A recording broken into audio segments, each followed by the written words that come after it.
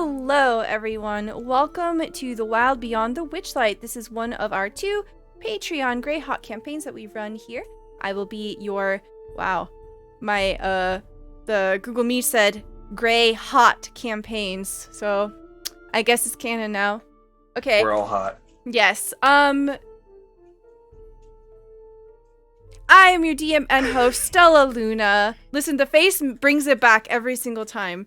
Shout out to our Patreons. Thank you so much for all of your support. Because of you, we can do these sort of things. 1-shots, 3-shots, marathons. Everyone that you see here on the screen is a Patreon. Thank you for all of your support. If you want to see more of what you can get for being a Patreon, you can check out that link there in the chat. We also have a YouTube where you can find all the previous episodes of this game and all of our other campaigns as well. If you would like to interact with this game, there are a couple of ways you can do so. You can redeem channel points for free to grant a blessing, an advantage die, or a reroll to the player of your choice, including myself.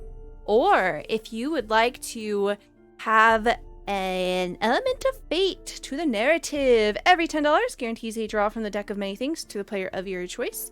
We're going to go ahead and jump right into it. Please tell me who you are, where we can find you, and who you're playing. We'll start off with Matihi. Hi everyone, I'm Matihi. You can find me at Maddie Matihi on Twitter and also almost never on my channel. It's Matihi. I am going to be, hopefully soon when I have time, doing some more streaming, running a game called Jimothy and Friends, which is basically a D&D5E campaign. It's like a drop-in campaign. You can come in whenever you'd like and play a tiny child pretending to be an adventurer. It's a lot of fun. And a good time. I'll also be coming around June or July. I'm going to be casting for a pirate campaign, which we do have a name now. It's called What We Do in the Shallows, and I'm very, very excited for it. Oh my god! The best campaign name. I got it from a TikTok. I can't claim credit. Oh my god. But I'm Beautiful. very, very excited. It's going to be gay. It's going to be pirates. It's going to be fun. But yeah. I'm playing Ricaria. So I use they, them pronouns, but Ricaria uses she, they pronouns. She is a tiefling druid who has a friend who's a snick named Sir Lancelot. And that's me. Excellent. Thank you. Okay, my mind was blown by that. That is such an amazing name.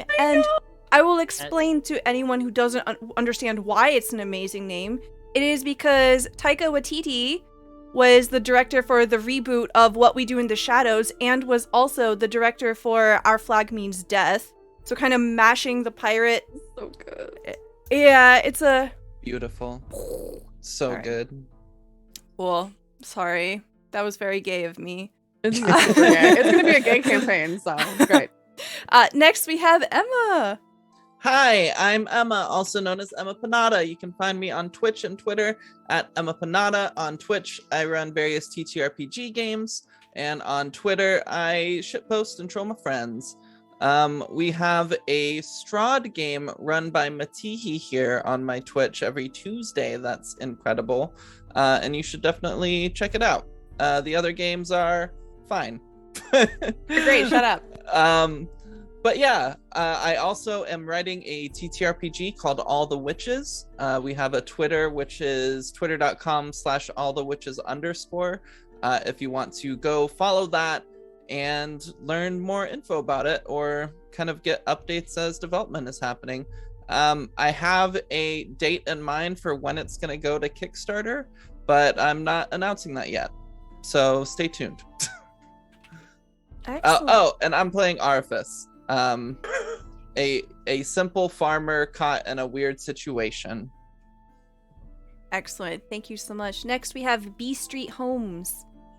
Hey guys, I'm B Street Homes, which is how you'll find me most places on the internet. I'm also Matthew.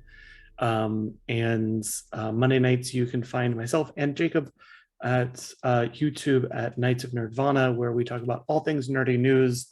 That is 10 p.m.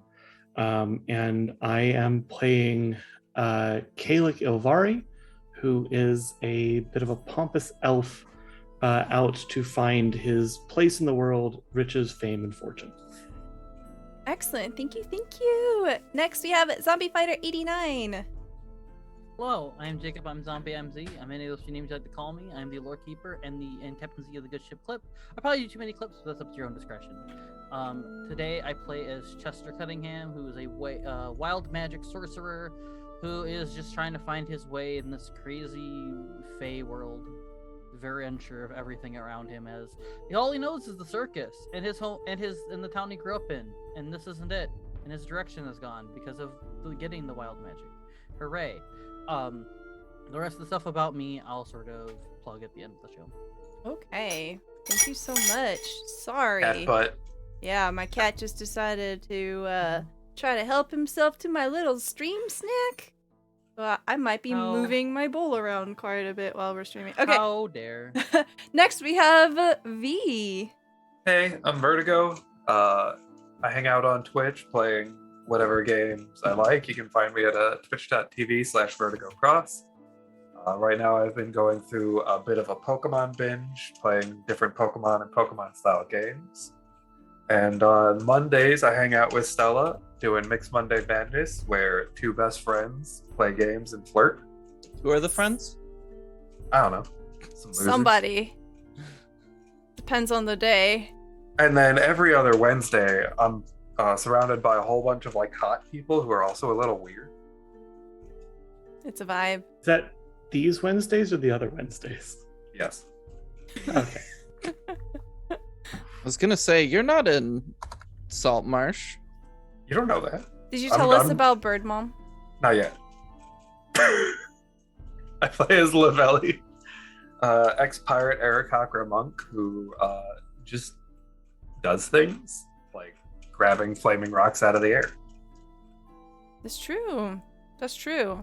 In fact, No, last time I pass it on. last time we were here, we were on the fringe of entering the Soggy court. So we see our heroes on the edge of the precipice of what appears to be a grand marble gazebo standing atop a mound of soggy earth. Swamp music. Oh wait, I wanted. There was your swamp music. Hey. Oh. And then Shrek pops out Ricaria of with the nowhere. beat. You see, white stone here is streaked green with algae. The support pillars have sunk into the muck unevenly so that the domed canopy now sits askew. Short steps ring the gazebo, leading to a raised floor where bullywugs dressed in shabby clothing lounge on pillows. Among them, you see a harpist sending forth delicate notes that mingle with the murmured croaking of the gathered nobles here. On a dais, a flabby bullywug wearing a crown of woven lily flowers sits on an ornate throne with his legs folded underneath him. He has a large leather-bound book open across his lap and is mouthing words as he reads the pages. Without looking up, he says, "Have you no herald to announce your presence before King Gullop the 19th? He slams the book closed as if to punctuate the question, regarding you for the first time. Sleepy bullywug guards standing around their monarch snap to attention as they ready their weapons. And let me reintroduce you to King Gullop. What a good boy. And Schnoodle. And Schnoodle. All right. So the party, you are here. I think the last thing we did was send someone up to be the herald. The herald, which is Ricaria. Mhm. Ricaria had kind of gone up and bowed and recited a heraldry off the top of her head, which was, "We bring before you Lord Kalik, Lord of the Depths." And then does jazz hands towards Kalik. Oh, I love that. Okay. Roll me a performance check here. Oh, my jazz hands are just so good. Natural one. Probably. You've got this. Let's see, my performance is a +2. 8. I trip. Ah! You trip on your hands. You Is that- hear you hear dispersed murmurs as various bullywug nobles kind of gather together, and they have hushed tones between each other as they raise their fans and their teacups, and they are whispering, eyes on you, Ricaria. You aren't quite sure what they're saying, but the eyes all sweep past you as the rest of your party comes up.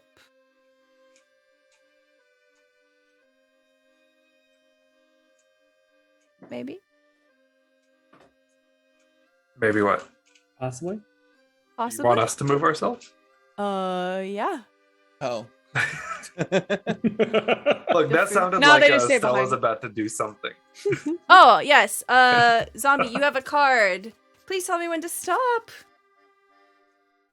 Thanks, He got himself a card. Wasn't me this time.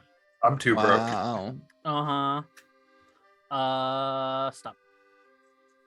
Okay. I was too busy buying squishy red pandas for Stella. That's valid. Okay. Yeah, so all eyes are on you, Kalik, as you come up to the forefront here. Your Majesty, Golub the 19th, a pleasure to meet you, of course. It is indeed a pleasure to have you join me in my court. What business brings you to Downfall? Well, we found ourselves much here by surprise, and have heard that if anyone should have the power to allow us return to our own homes, it would of course be found here. Of course, yes, this is my domain, as you can see, in all its glory. And as he gestures out towards the full of Downfall here, the fog has rolled in quite densely. You can't see very far away from the shoreline here. You do see that there are a number of nobles floating on passing lily pads and little skiffs as well. An attendant, as the party comes up, begins to move around, having a platter of goblets on them, and moves towards 1d5. Chester. Chester, they lift up the goblet to you in offering. Chester will take one. Okay. And you see there's something a bit of a side eye to you as they pass by. They kind of continue along, distributing goblets to the rest of the party as Kalik is engaging with the king.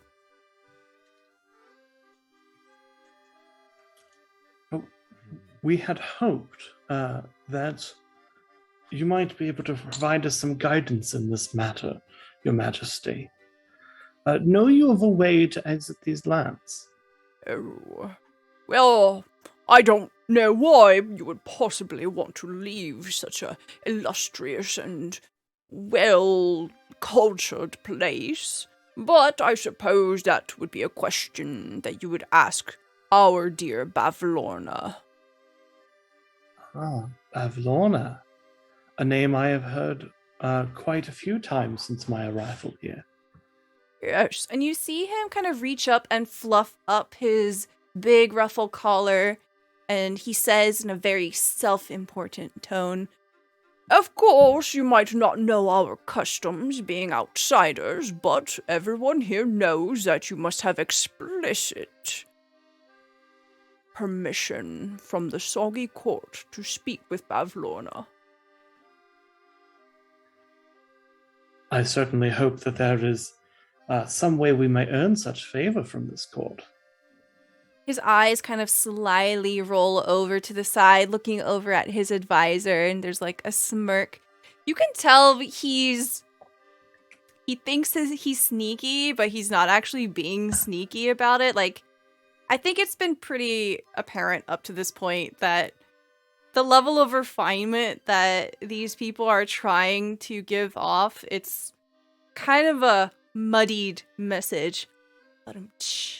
Like if you'd only heard about nobles and then tried to be a noble. Yeah, exactly.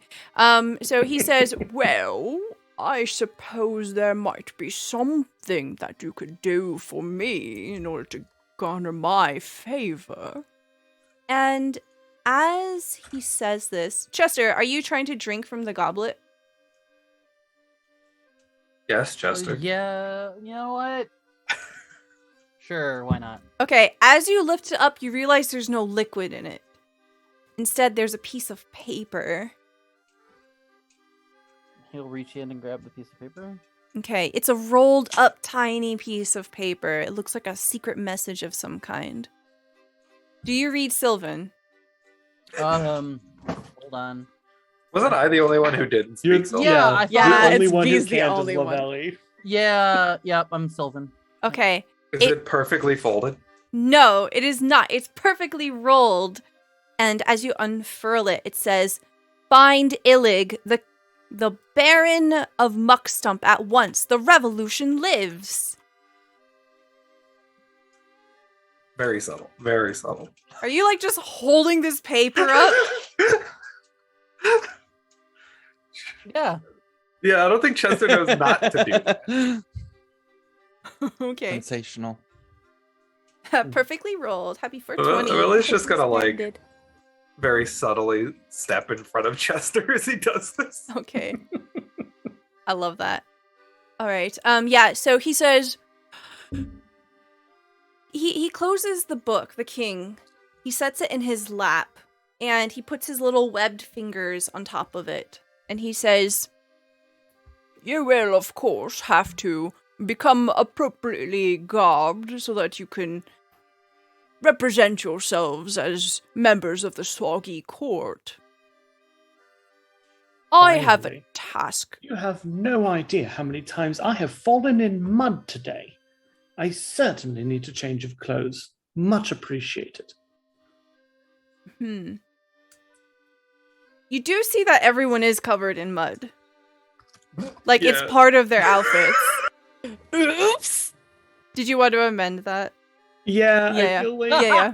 I feel like if you saw You that know, you everyone is are dressed- all a bunch of dirty losers, and I can't Yeah. believe I won. Yeah. like- So just to give a better description of them, they are wearing like these like pieces of silk clothing and big ruffles, but they are soiled and dirty and have various stains on them. They're torn and look like as if they've been mended by a poor hand.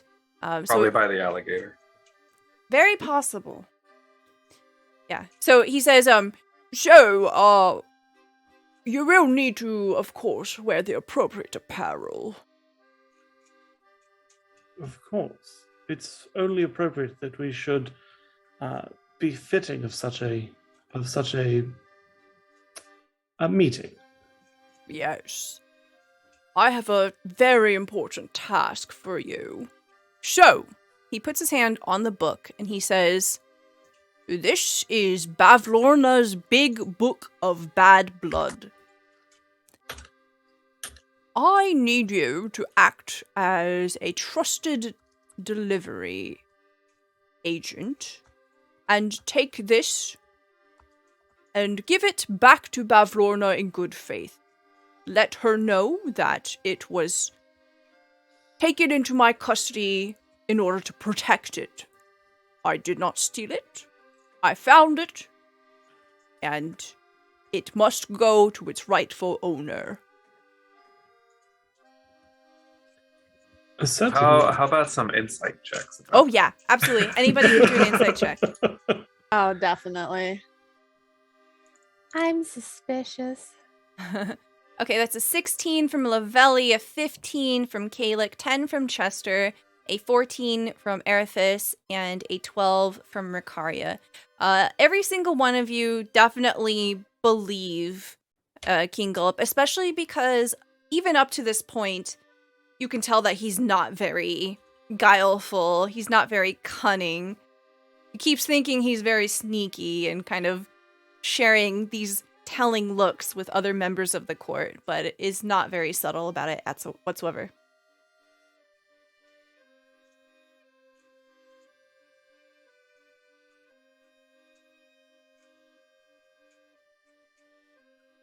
We can certainly do that. Good. Do you know where we might find Bavlorna? Oh, yes. And he gives a grand gesture towards the middle of the lake here. He says, You can take a number of ways to make your entrance into Bavlorna's dwelling. There is a number of stairs that you can climb, and it winds around the stilts that provide the base of her home. I do recommend, however, that you see to yourselves a private chamber in my palace. There you will find appropriate clothing and be able to rest your weary bones. There is no hospitality like royal hospitality. "Oh, he loves that." You see him blushing and he's just smiling eye to eye. And What does a frog blush look like? So he is this like pale green color. So his blushies are this like deep pink purple. And it just kind of like spreads all the way across his nose bridge and his cheeks. This is your chance, Kayla. Get a boyfriend. Not in front of the court. These things are done discreetly, Lavelle. So yeah, Chester, what are you doing with this piece of paper? Are you still just holding it up? I think at this point he read it, he held it up and he kind of like read it and he probably put it like away. Okay.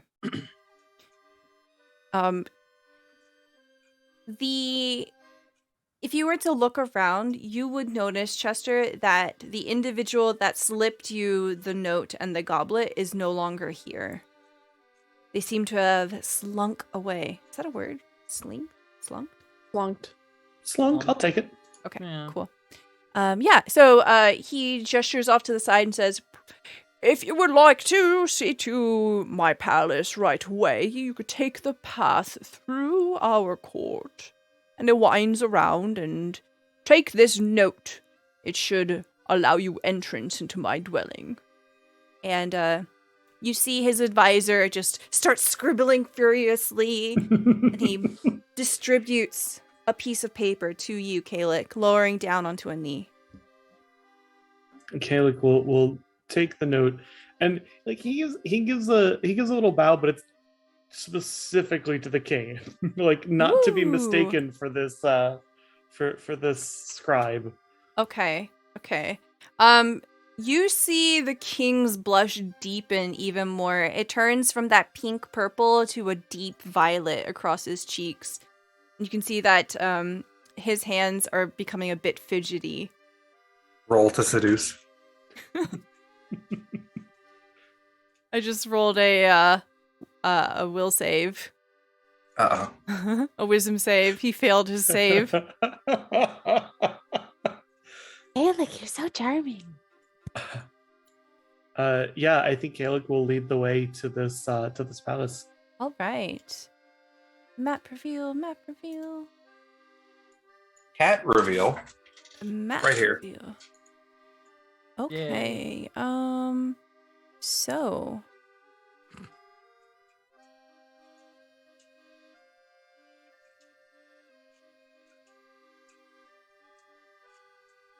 Okay. As the group of you continue on to the next part, you see that there's a path that continues past this, past the court here, and it heads over towards a number of buildings. You see a large palace off to one side, and then you see something that's kind of like an open air tower off to the left. You also see that there is what appears to be a storm cloud that is captured in a net behind this small tower. So the tower is here. Gotcha. Okay, so as the group of you kind of usher past the court Oh. here, fast forwarding With our children. Dad. Yeah, Yeah. with your babies. Look at our babies. Yes. Okay. Descriptions. What direction do y'all think you want to head over towards first? Do you want to head to the palace? Do you want to check out this little tower? Is anyone in the group in dire need of rest? Not really. Nope. Could poke around a bit more. Lavelle Sure. looks very interested at the captured storm. I mean, it is pretty cool. I wonder if we can release it. The Sith awakens. It might be captured for a reason. I Well, don't know. perhaps we can find someone to ask. Or we can ask it. Maybe it talks.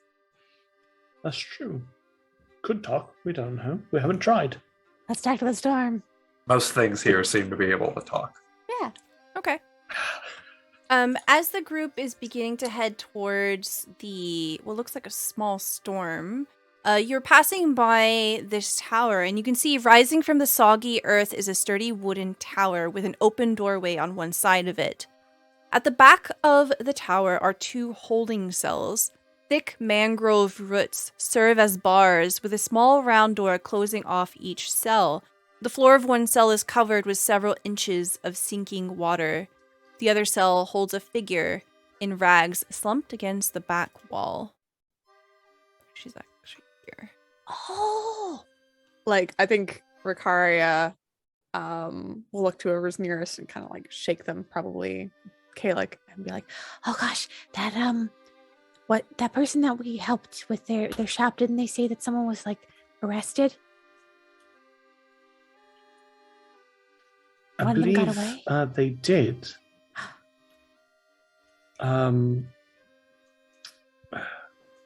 Was it Morgort or Wigglewog that? The group of you would remember that Wigglewog died. Yeah, it was Morg, Morgort. Morgort? the Knight of Warts. I don't know. Well, they were helping our little dragon friend. It's true. And it is very clearly that downfall is on the side of Bavlorna. Who all of the stories we've heard are not positive, shall we say? Well, it seems like Bavlorna kind of, forces people into being in your service, sort of thing. Or that power that she holds, maybe that's the same sort of thing. That's true. I suppose it's entirely possible that none of these bullywogs are truly free to act as they please. We'll make sure they are. We'll free them. Should we speak to this captive and see if perhaps if they are indeed who we think they are? It's a good idea. Let's sneak in and say hi. Is there anyone nearby? No. Okay. It's just like the choice of sneak in when we're completely alone and the front door's open. No one's watching you at the moment. You're a bit far away from the central lake. So, as you're kind of walking up, you see that there is a bullywug dressed in rags. And she perks up at your approach and she wraps her webbed fingers along the bars of her jail cell. And she says, "Who goes there?" Hi, I'm Candy. And these are my friends. Just, seeing if you're the person who we're looking for. In a way. Well, I don't know who you're seeking, but I am Morgort, the Knight of Warts, and I am here now to await justice. Are you awaiting justice, though? A form of justice, nevertheless. I think Rick turns to Labelli, kind of leaning in and saying, I don't know if you want to tell her about her friend. Lavelli gets closer to the cage. Okay. You see that Morgort has a bit of an upward tilt to her chin. She bears herself quite proudly, even though she appears to be in a state of great discomfort. Her cell does not have any kind of bed or anything to make it hospitable. What was our little fairy dragon's name? Sir Talavar. I love it. I knew it was I literally Tal just something. looked it up. Lavelli takes a deep sigh and locks eyes with the knight. First off, you should know your mission was a success. Sir Talavar is free to return to his court. You see her eyes brighten and she smiles. Very good. Then I accept my fate with open arms. She narrows her eyes a bit at that. Unfortunately, however, Wigglewog did not survive. You see, her expression does get a little downcast at this, and she looks at the ground, nodding, and she says, well, at least we were able to accomplish our mission. I do have zero regrets about helping the fairy dragon, and Bavlorna is my sworn enemy. She'll glance back at the others. Well, and lower her voice a bit. She's not exactly a friend of ours either. Oh, is that so? Well, perhaps it might behoove you to know that I am an accomplished balloon pilot. I had assisted Wigglewog help the Honorable Sir Talavar escape. To delay their pursuers long enough so that they could steal a balloon, I volunteered to stay behind, and I was captured as a result. We did help them repair the balloon they had over yonder. She looks thoughtful at this. What exactly do you intend to do here in Downfall? Lavelli will look over at Kalik for a moment. We intend to put an end to Bavlorna. While I welcome the thought, I will warn you that Bavlorna is very powerful. She will want to have a conversation with you, and depending on the situation, she might be able to strike a bargain. I am of the belief that her greatest weakness is her sisters. How so? Oh, there's just this like spark between the two of them. Like, Yes! instantly proud. It's starting. He is not happy. Candy brings out their wet book and says, "It's starting," and starts writing. I love that. You see Morgort kind of lean further into the bar as trying to get closer to the group of you, and she says, I do know that the three sisters have a terrible relationship with one another. They hate each other. However, they are still sisters. Together, they are powerful. But because of this dynamic, perhaps you can use it to your advantage. If you are one of subterfuge, you could perhaps wiggle this little bit in to try to gain an advantage. Think we should play them against each other. If you like, it is the strategy that I would suggest. We can inflate their egos, maybe. I understand the three sisters have taken 3 realms here in the Faded Lands. Hither, thither, and yon. What, I'm curious, does Bavlorna think of having this land? I mean, I don't know what the other two are like. They could be better, worse, nicer, more temperate, who knows? I don't know the state of the other realms, but I will say that Bavlorna is quite pleased with the way that Hither has become. It does exceptionally work in her favor.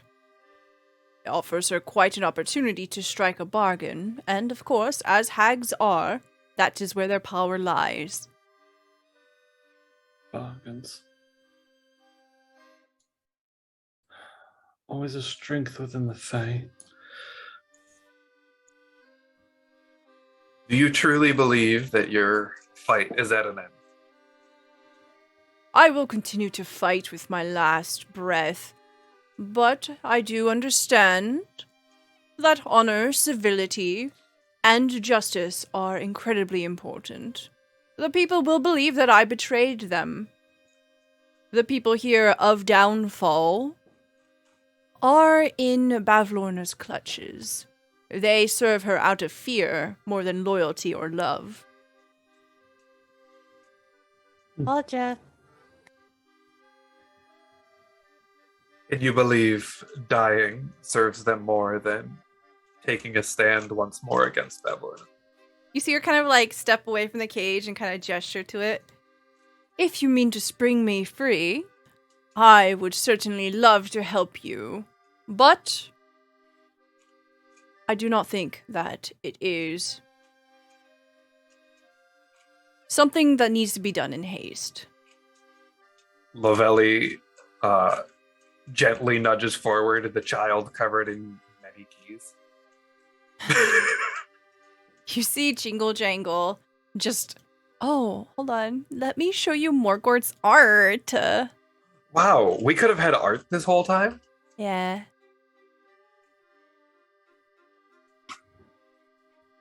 They better have warts. Oh my god, I love them! Incredible. So great. That is so great. Lovely. I'm flirting with this bully one. I was about to say, now that you've shown art, Ricari is going to start flirting. Oh wow, yeah. I mean, obviously it doesn't have the armor right now, but that's okay. as you're kind of looking, okay, Makes it slightly better.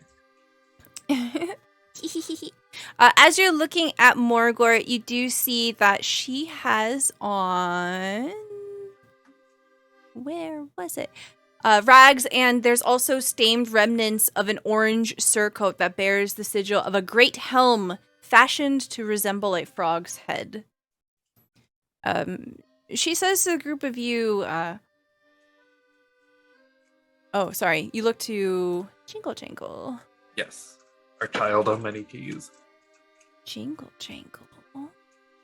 Including a question mark key. Yeah, you see Jingle Jangle is just like straight up petting the key that belongs to Kalik like it's a cat. And she just kind of looks up at you with very big eyes. She says, Jingle Jangle wonders what she can do for you. We seem to have found a locked door. You wouldn't happen to have a key for it, would you? Jingle Jangle has many keys. Does she know how to open doors? She know how to use the keys. I feel like maybe we should come up with a plan first about how to get them out before just opening the door, right? Well, if we can find the right key, we can give it to them. True. Jingle Jangle? Jingle Jangle does not believe she has the key for this door. What about that one? And points at the Question mark. the question mark key. You see her eyes get very big and she looks over at Kalik. It's possible it could help. Oh no, if it works, doesn't it just... It does disappear. Okay, Jingle Jangle very hesitantly moves up towards the door, takes this magic key that ends in a question mark, puts it in. So this will only work if it's a nat 20. Here we go. 5% chance. 6. So she puts it in. She tries to turn it. It doesn't work. She pulls it out, and it's still its original state. And she shrugs. Ellie just It's worth trying. shrugs at that and walks up to the gate herself and flicks out her talon and starts to try to pick it. Okay. Go ahead and roll me either Thieves' Tools or Sleight of Hand. Is there a I'm with difference you, between the two? Kari. I It's don't know thieves' if tools. this is particularly the timing we want. 21. That's what I said. With a 21, you manage to open it quite quickly, and it just clicks open. With your comments, Morgort says, I can simply stay in here until it's time to go. I will keep myself alert and listen for sounds of conflict. Should we have a secret code that we say in case something happens? I do like this idea. Mm-hmm.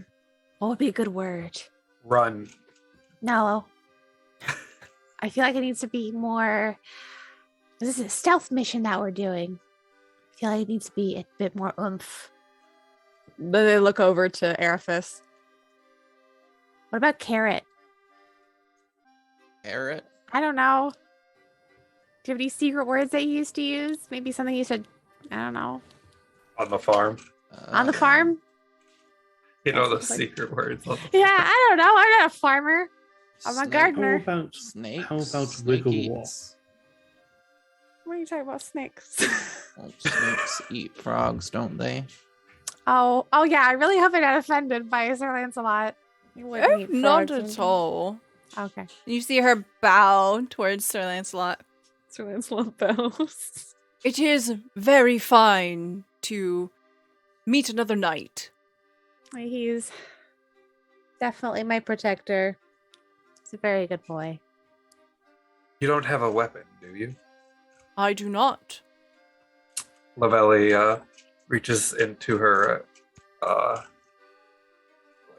back pocket and holds out her hand to shake. Holds out her handshake. Yeah, she holds a hand through the bars to shake. Oh, okay. Yeah, she takes it. All right, and she will pass the tiny magical dagger that's their Talabar. Oh my god. Okay, you give your magic +1 dagger to her. Okay, you see her secret it away into her robes, and she says, "At the sound of snakes or wigglewog, I will come running and rush towards the balloon. You said they were repairing it. She nods. Then perhaps that will be our escape." Sounds good. Sounds like a good way out, for sure. Well, good luck with your mission. I will be here and stand by. Lavelli takes a step back. And Caleb will turn to leave as well. Okay. So as you're kind of exiting the tower, you did have interest in the storm cloud behind. You see that the Yeah, we got path kind of distracted by a wraps- cute frog. Very cute. As you're kind of maneuvering through this open area here, you realize that it's quite an empty field. You see that a mangrove tree stands in the middle of a patch of heavily churned mud, where rusting and rotting bits of armor and weapons are scattered. There are 2 lengths of chain anchored to opposite sides of the tree trunk, each with an iron shackle on the end. You can tell that this must be some kind of contesting ground. But beyond that, you see a big black balloon floating over the lake, tugging at its moorings. Beneath it hangs a basket made out of black wicker and wood, which serves as a merchant stall. A large pane of gray glass is drawn closed across the opening above the counter. A sign mounted above the window reads, "Wondrous wares and fair fares." This balloon is not made of fabric, but appears to be a roiling dark rain cloud that has been somehow contained within lines and netting. So Shop. To a shop. this area can clearly grow trees and other things. Mm-hmm. Lavelli's gonna put one of the beans in the ground. Fuck. Okay. It's bean time. Oh no. if you here we could roll go. me a D100 thing. Oh is a bad idea. I knew I was going to regret this. Druid craft glow faster. Should have given me 5 beans. I feel like while you're doing this, Caleb is like looking through his coin purse and lamenting the fact he probably can't afford anything, even though they're claiming to have fair prices. Can I do a secret roll? GM roll. Oh, D20. I need to know the roll. Here, I'll put the beans in chat. The beans in chat. Beans in chat. Beans in chat, please. Beans. Chat. Beans. Oh my god. I can just tell you what happens when you plant it, right? Yes. Yeah. Shit. What is this? What's the number? Hold on. I'm looking it up. I want to surprise you. Okay. Do you want me to DM you the ability? No, I have it up. Okay, what the fuck is this? Oh Oh man. god, I hope it's at the mummy. I hope we didn't roll 100. It was not 100. Oh, if it is the mummy, we're in trouble. The nearest tag explodes. We win! Da, da, da. Okay. Oh no. All right. Lavelli, where exactly do you want to plant it? Where you're standing? She's gonna put it like in this open space, so right. Okay. You plant this bean into the ground. Does it happen immediately? Yes. Okay. 1 minute later. Okay, you have a Yeah, minute. 1 minute later. Okay. You have a minute. What do you want to do with that 1 minute? So she doesn't know how long this is gonna take, so she just plants it. It's like, all right, let's go. Okay. Are you enough money? All of a sudden, are these gonna try to eat you? Excuse me? Alright, pretty sh- belly. It's a fight. It's a fight. I'm pretty sure I know what one you rolled. Hold on. Got TPK. TPK. This is terrifying. I'm a little worried that you rolled the max amount. Yeah, that's the part. I don't So, know what's happening. I know. In So chat for they most of can't them, it see. specifies whether or not it directly attacks. So I think it would just be neutral or however they would normally. Okay, hold on. I have to create an NPC. It's a whole bunch of snakes. All right, What are the what is animals? everyone else doing? You just see Lavelli digging in the dirt right now. Hey, does anybody have money? I have nothing. Pulls out like their pockets and there's just a fly flies out. Ian, All my I money have more than disappeared. that, but barely. Should we see what their prices are?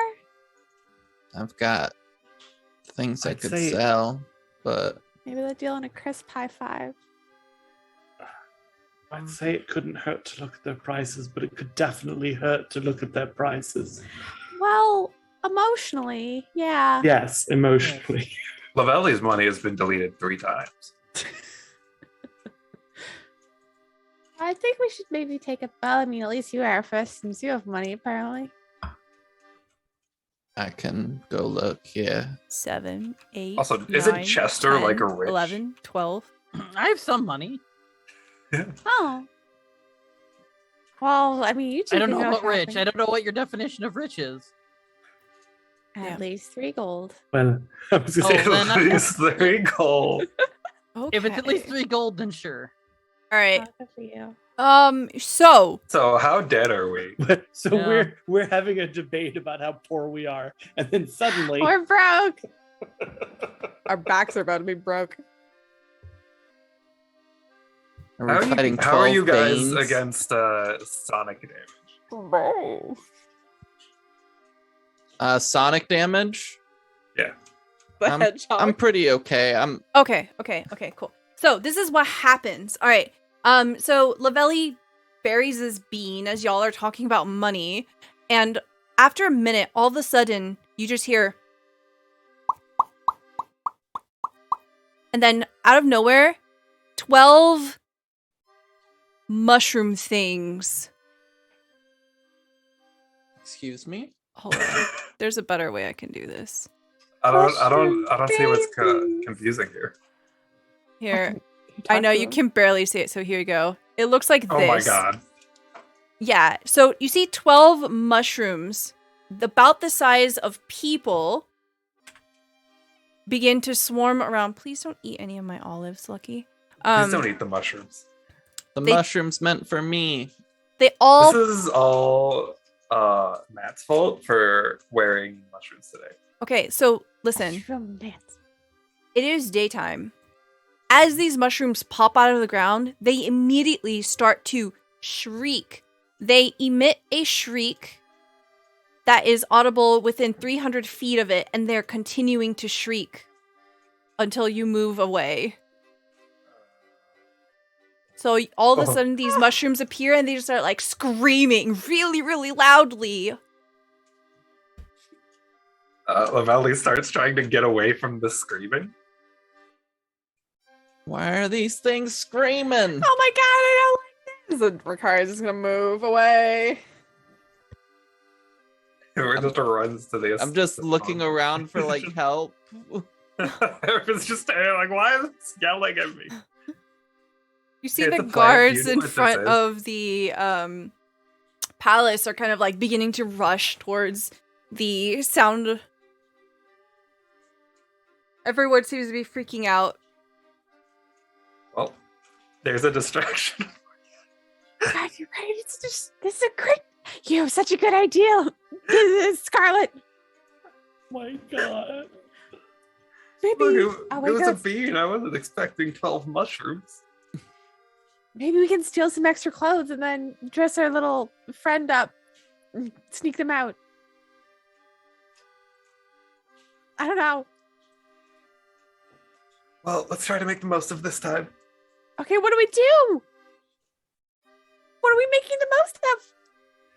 So what's going on with this lightning balloon that we're all heading towards? Okay, so It's as a you shop. rush towards it, you run up to the storefront, and you see that the merchant stall is quite shadowed. The way that it's set up, it looks as if, like, the glass has, like, UV tinting on it, right? So you can't really see into it very well. Anyone with dark vision, however, can see that there are two creatures that look kind of like goblins. Not goblins. So they're the shorter ones on this Hey, picture. friends. Okay. So they're both the tiny ones? Yeah, they're both the tiny ones. So as you come up, anyone who doesn't have dark vision, all you see are their beady eyes kind of doing that cat thing in the darkness where they're kind of glassy and yellow. But for the rest of you, you see that there are these two beings that are very heavily shrouded in cloaks, and they seem to be trying to pull their clothing around them as they lean forward. They say, the first one says, "My name is Trinket." And the other says, "My name is Bobble. Welcome to Trinket, Bobble, and Charms." Is there Charms. Where's another Charms? person named Charms? Charm is our boss. And you see Bobble just whoomp down a sign. And the sign says, "Available for a little limited time only." A very good thimble, fingertip not included. A mug of Bumble beer has a nice sting to it. Duskmallow pie with decorative bite marks. Bundle of dry wood, great for starting fires. Ink portraits, if we have to look at you, so should you. And a moonlight monocle, no more fumbling in the dark. Ooh. Is there And prices? There are not any prices. Stella, What why do they these- never cut my sandwich in half? I don't know. just tear it up? What? All right, now I have to eat an entire sandwich. What do these cost? They say, "These are very hard to come by, so we have very special prices for them." I mean, that one just looks like a pie that you've already started to eat. Choose what you like, and we can come to an arrangement. How much is the monocle? Bobble says, looking at you, "I would like you'd pay with the rhythm in your step. I imagine at this point, Caleb is just leaning against the tower, going, "No, don't. The price is too high." No, stop. Oh, Well, no, I'm looks not back. interested in this stuff. Do you allow for bargaining? The price is the price. The rhythm of your step. Ellie shakes her head and steps back. And you hear the two goblins go, I think Rick steps up, very curious, kind of peers in, and says, what about the ink portraits? Trinket says, I would like you to pay with the color of your eyes. Oh, I got 2 colors though. Can I do like 1? I only need one. Oh, what happens to it? Yes or no? I mean, is there like a contract that I have to sign? No. You All you have to probably do is shouldn't say give yes. away any part of yourself. Oh. Now you're no fun. I'll think about it. Let me debate on it. We won't be here forever. he says ominously as he like slinks back into the darkness. I think as this is happening and they're talking to these merchants about these deals and giving things away, something just kind of like strikes in Arthas's head. Some sort of far off memory, like deja vu, that hits for a moment very strongly. And suddenly he just grabs his head and is like very much in pain. And is going to try to walk to get to this wall just to balance themselves. Okay. But So I'm gonna roll a dexterity check for fun to see if I fall in the water. okay. That's a 10. I fall in the water. Okay, so Kalik, I think you see Arifis walking towards you holding his head, and he goes, "Hooray!" I was gonna say, can I make an attempt as he pitches over to catch him? I think so. Go ahead and roll me an Around the waist. acrobatics check. Acrobatics. 17. Yeah. So, Arifis, you're about to fall into the water, but Kalik saves you. With a flip. And a dip. Daisy. With you grabbing me, I immediately just kind of like launch myself to that wall just to like balance myself because the world is currently spinning. And you hear Arthas kind of like grunting in pain as their eyes are very much wincing. Are you alright? Can you hear me?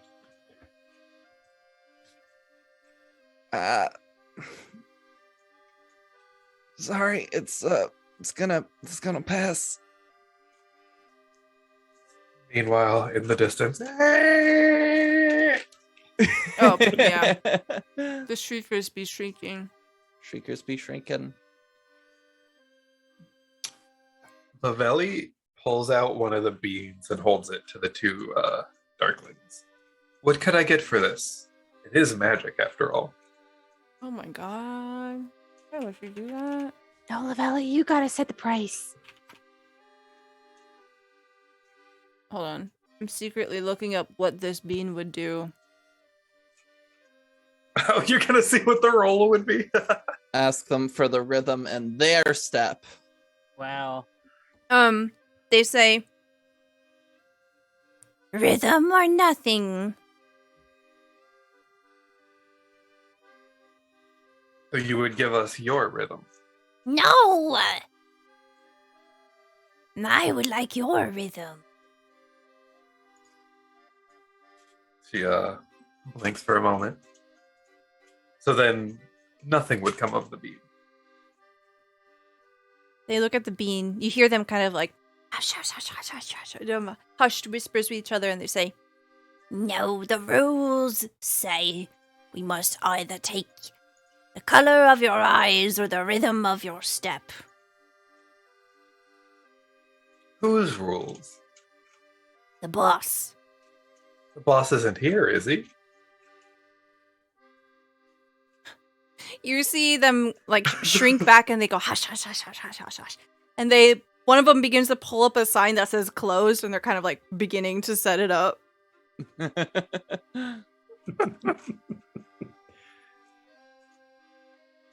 that's rather rude. I think you scared them away. Well, That's okay. it's Guys. fine. They'll never know what this wondrous single magic item will do.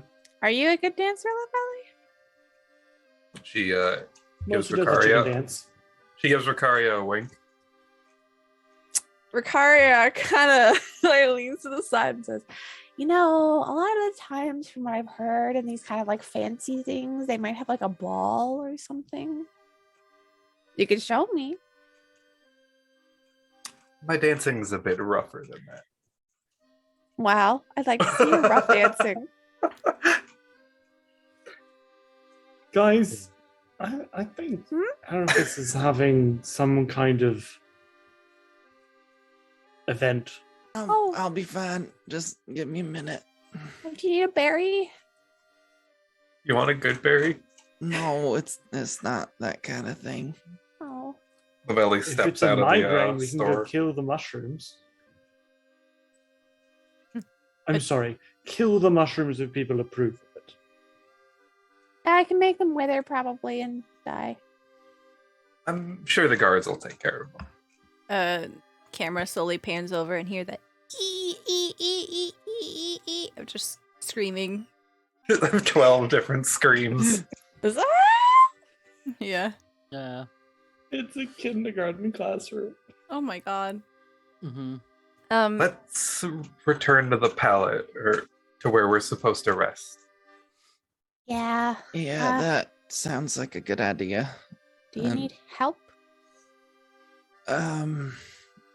It's calming down. I should be fine. Okay. So as the group begins to move towards the palace, you see that the guards and what appears to be a guard crocodile have moved forward, and they're just like murdering these things one by one. And eventually, there are no longer any mushrooms. It's a good thing I didn't get the 60-foot pyramid God. with a mummy lord. That would have been amazing.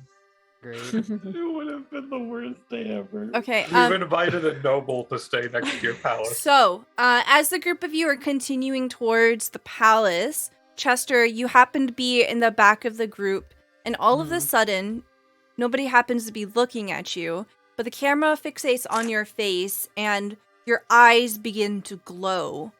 You have drawn the Vizier card. You get to ask one question, and you will get one answer, but we're going to go on a break. That's fine. So we're going to take a 5-minute break here to grab some water, do some stretches, and all of that. When we come back, we will resolve the Vizier card and continue our adventure. So be right back, everybody! So we have the party moving back towards the entrance of the palace here. And you see this ramshackle hall is built around a big tree. 2 of the tree's limbs reach out through the walls like an enormous welcoming arms. The interior of the hall appears to be quite roomy through the open doorway here. So I'll just move the whole party over there. Boo, boo, boo. Cool. At the entrance, you see that there are a number of guards. And one of the bullywugs snaps to attention and says, "Here might I be in the pleasure of meeting here today." It's Clapper Claw. They're the one in front. Clapper Claw. Gaelic. Kaelic will proffer the hastily written note. Did you read the note before? Nah. Kill whoever It's gives you rude. this note. Lord Panache and entourage to stay within His Royal Majesty's palace. Yes, excellent. Thank you very much. Please, if you will, head right on in and make yourselves at home. And you see the guard kind of lean off to the side and looks towards the back of the group where Chester is kind of straggling behind.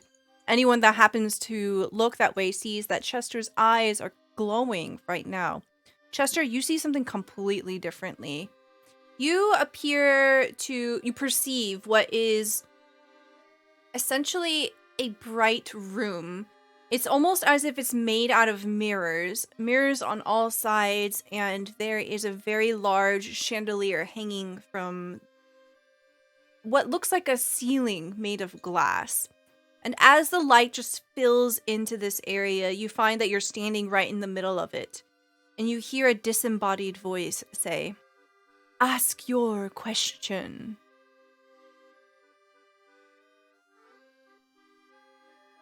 You're muted.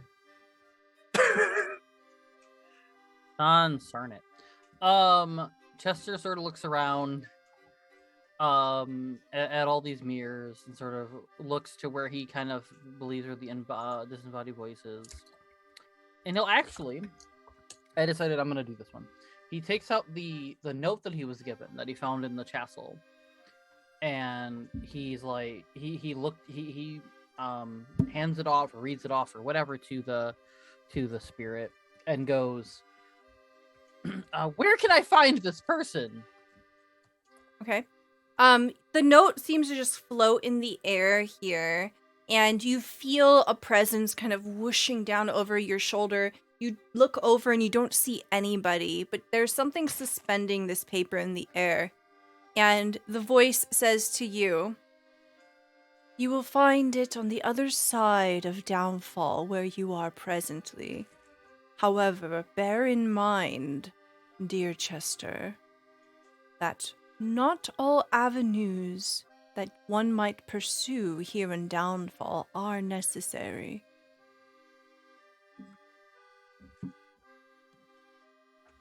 Okay.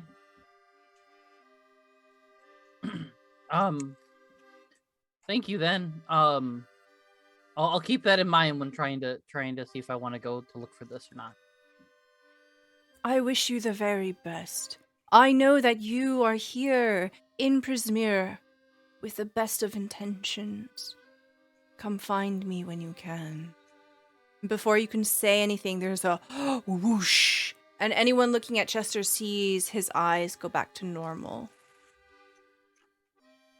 Got my sandwich. Dang. So, should we head in? I don't think I think Ricard's so. very forward focused on this one. Okay. Chester, you coming?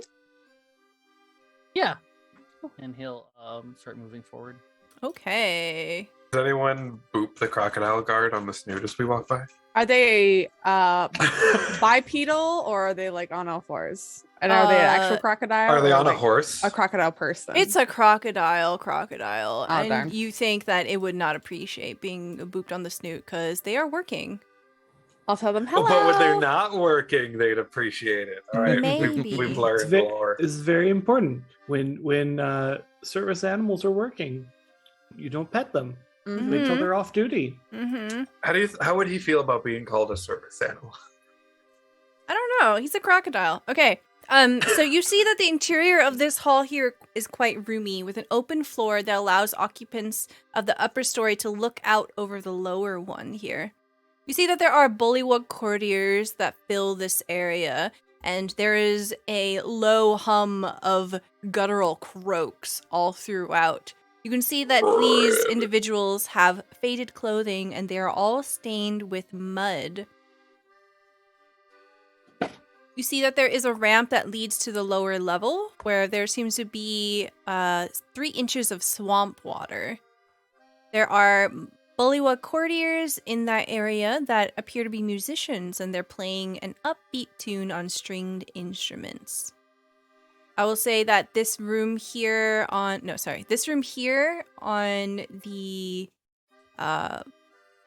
southernmost side is going to be empty. So it seems to be a private room. Ooh.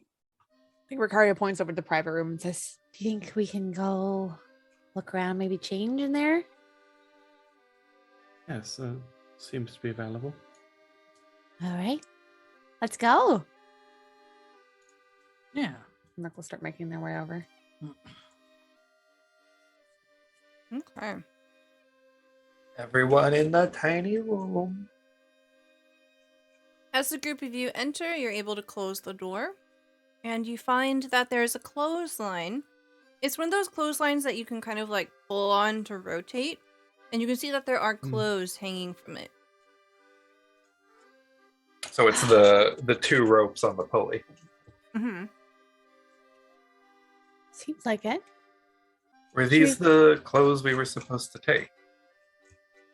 I assume so. We can do a fashion show. Well, as Panache is the belle of the ball, it seems we might have to do a bit of dress up for them. I think I can manage to find something just fine. She puts a taloned hand on your shoulder and squeezes tight. You're not going to be picking your outfit. You know the fashion here no better than I do. I'm pretty sure we know it better than you do. I think you two should pick each other's outfits.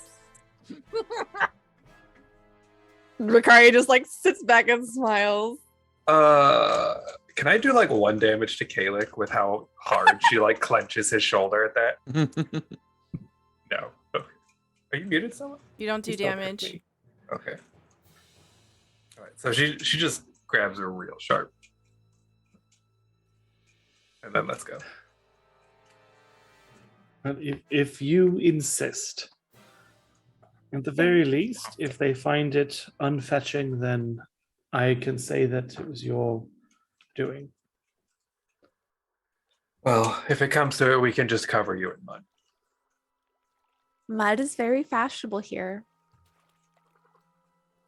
Certainly seemed so from their attire earlier. You, A court, they call it. Huh. you see Clapperclaw kind of sit down in a corner, and the way that Clapperclaw sits is kind of like a baby, or like a toddler, with how the legs just kind of go like, right? Yeah. You see Clapperclaw sit down, grab one of the cushions that are strewn about in this room, and begins to tear it up, pulls stuffing out of the cushion, and begins to shove it into her bag. Oh. Oh, for later if you get hurt, right? Yes. Oh, that's smart. Thank you. If you put it in your head, the coins will stop rattling around. Oh, I suppose I can put it there too. Got multiple storage devices. You just see her starting to shove stuffing into her Wait, head. this is an ability? Yes. Clapperclaw stuffs straw or other dead plant matter into itself and regains hit points. So, she starts foraging. I love that. Nice. That's fantastic. Mm-hmm. So with the wording of that, does that mean Clapperclaw can't die? She just has to go like grab more stuffing when she runs out? I think she can be destroyed, yeah, but she has a self-heal ability. Nice. Nice. So I think if Scarlet and Panache are choosing each other's outfits, I think, and Ricario looks between Chester and Airfist, I think the three of us should do like a little round robin and choose each other's outfits. Where Jingle Jangle gets left out. Yeah, Jingle Jangle's Jingle just Jangle! I mean, I could dress Jingle Jangle. Jingle Jangle, do you want me to pick your outfit? Jingle Jangle likes this idea. You pick my outfit. Jingle Jangle would love to dress you. And Ah. Ricario gets very excited. I'd prefer to just pick my own clothes.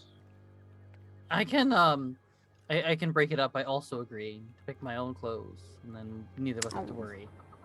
All right, we have a montage, and after the scene cut here, what does everyone look like? There's a bunch of muddy clothes. You can choose however you want to look like. What are the colors range from? Is it just whatever we want? Yeah, whatever you want. It's just gotta be kind of muddy. All right, so Lavelli has dressed up Panache over here in a very slim and fashionable blue petticoat with a flared collar with extra ruffles. It will contrast nicely with the brown mud that'll be thrown all over him. All right. Did Lavelli actually allow Kalik to No. pick out clothes? I was gonna say No! I will, but I Uh, have a feeling that's a no. Yeah, like, She, Lavelli So has not dressed fun. herself in sort of like a servant's attire, reminiscent of like a butler. Chat, the context there is that Kalik has lost his sense of fashion. Magically so. Yes. And so Lavelli would not let him dress himself. Aw, darn. That's so sad. All right, what does Ricaria look like? So I think based on just the amount of like locks and just I guess accessories that Jingle Jangle wears, I feel like Jingle Jangle might dress Ricaria up in a similar way that she's dressed, except instead of locks and such and like chains to hold them together and stuff like that. I think it's like if there was any like necklaces or if there was any I The would say frilliest Ooh. lacy dress ever. yeah, it's just like a very frilly, lacy dress with like bits of other cloth that are kind of hanging off. Maybe because our gourd friend had like started destroying cushions. There's some cording from the cushions that are left over. Maybe taken that and like added like a belt and like a necklace. Just very accessorized. Maybe not matching, but Ricaria feels very special in this moment and very dapper. And then we put mud on it. yes, What is fit in. what does Chester look like? So I think Chester will sort of just kind of look around and just find something a little bit more, I don't know, maybe just something a little bit more casual. He's always kind of dressed up really like fancy and whatever, more or less because of the circus. So I think Chester is just gonna find something like, I don't know, maybe like kind of like pants and like a t-shirt, maybe a shirt over it, kind of like what I'm doing.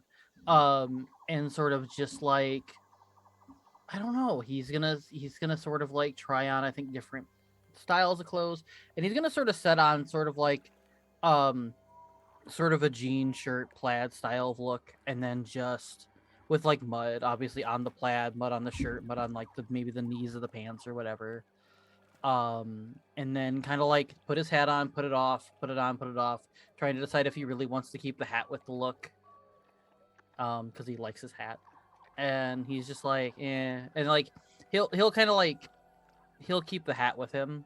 He'll kind of put it on, and if anyone says it doesn't go with it, he'll take it off. But for the moment, he'll keep it on. Okay.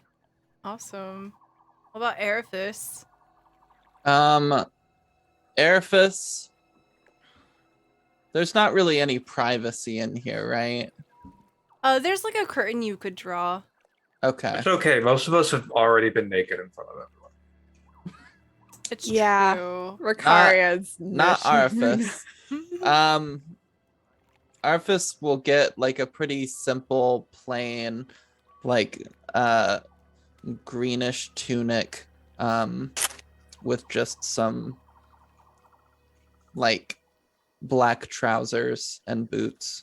It's just very muddy, simple stuff, but he definitely gets dressed behind the curtain. Okay. So as the group of you finish getting dressed, what is your next course of action? You do have a safe space if you want to take a long rest. You can try to explore the rest of Downfall, or you can try to secure a vehicle to Bavlorna, or literally whatever you want. I think this will sort of be the point where, like, when Chester kind of realizes everyone's sort of dressed up in their casual clothes or whatever they could find, he'll sort of be like, I think when we get a chance before we go anywhere or do anything, we should all get a chance to, like, sit around and talk. Why? There seems to be a lot of tension of what's going on, and I kind of want to clear the air. Even if we're not a forever group, we're gonna have to deal with each other for a while at least. And I want us all to be united, not divided. And I kind of want to air out whatever grievances we all might have. Well, we have a spot to Understanding not that we were united, are we not? No. No. Lavelli lets out a small laugh.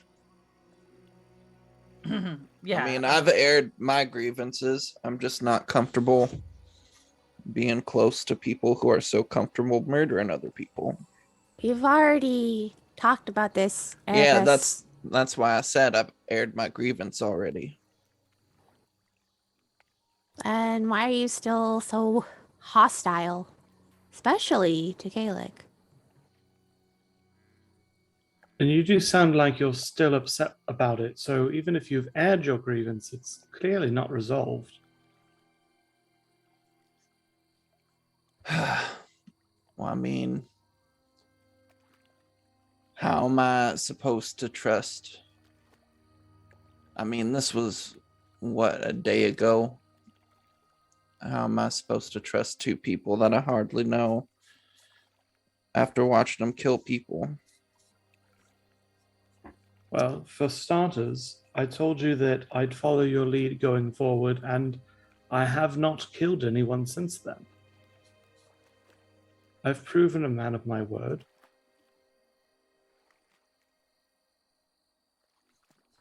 And I mean, considering how, especially Kalik and I were brought up, my father really, an adventurer.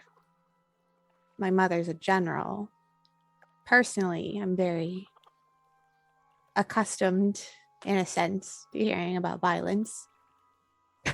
For us, it's, I guess, commonplace for It's adventurers. treated as a simple part of life. Yeah. But we understand that you're uncomfortable with it. And we're not going to... I don't want to speak for you, Kalik. But I think taking some time to assess as to why, at least I did it, it just seemed normal, I guess. But I can see why someone like you might not consider it normal. And I am sorry. To my part, what little we knew at that time about the rabbit brigands showed that they were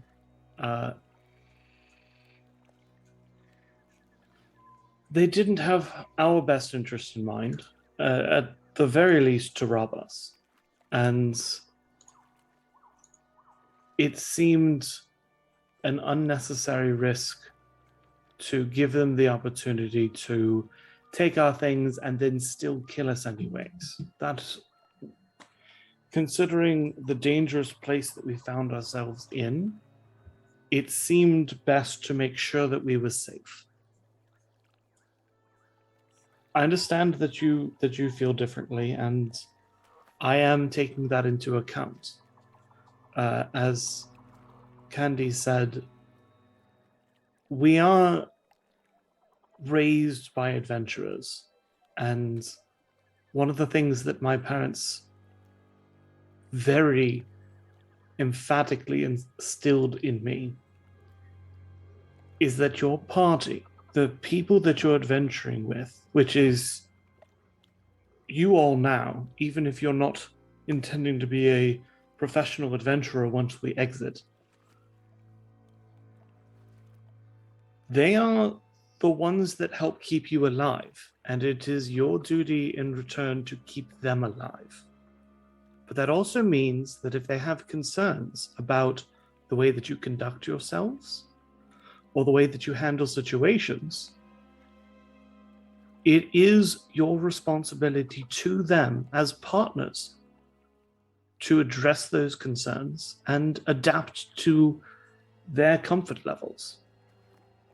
Killing is not something you're comfortable with, and I understand that now. It's not something I knew at the time, and being able to incorporate that into the way that I conduct myself is something that I'm happy to do because we are traveling companions.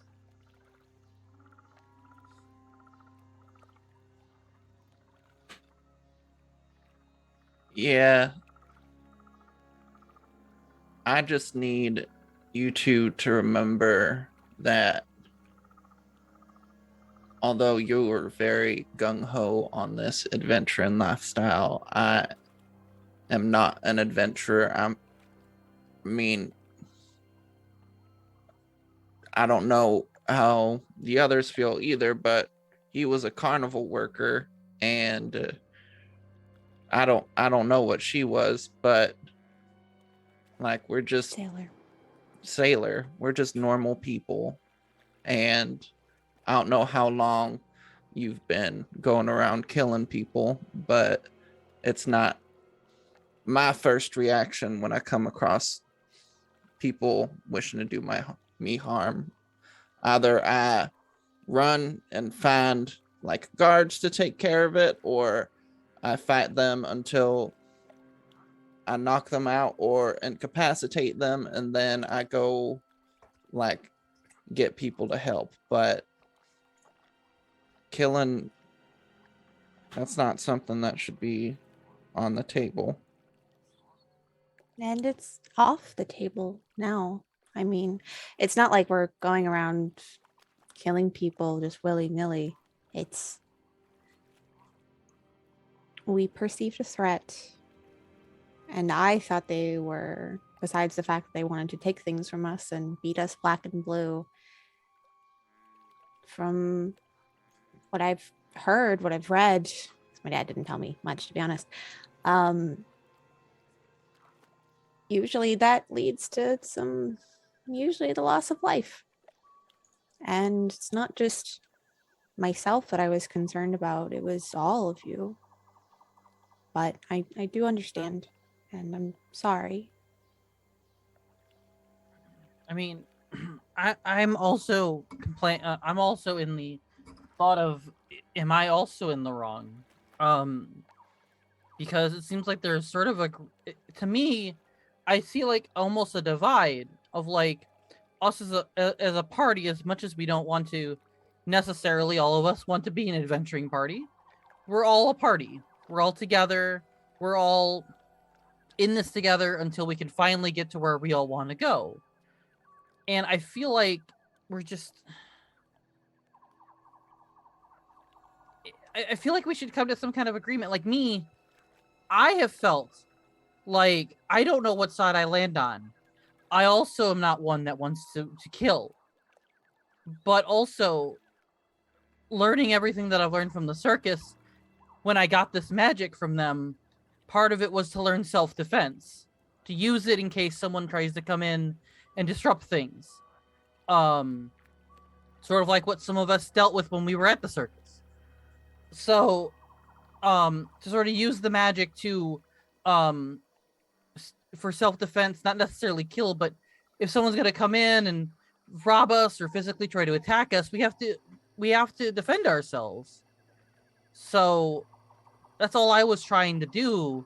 But I feel like in the process of some of them kind of getting killed, I feel like I'm kind of responsible as well. And I don't I Allow don't want to me make enemies with to- anybody. Allow me to at least somewhat ease your conscience, Chester. Yeah. At least in the fight with the rabbit brigands, Candy and I were the only ones who actually killed anyone. You may have been part of our group when it happened, but you are not to blame for the deaths. Those decisions are squarely on Candy and I. What about those giant snakes? Yeah, that, I mean, Snakes. I remember coming in are- with Vicaria, and I used my Chaos Bolt. Snakes are different.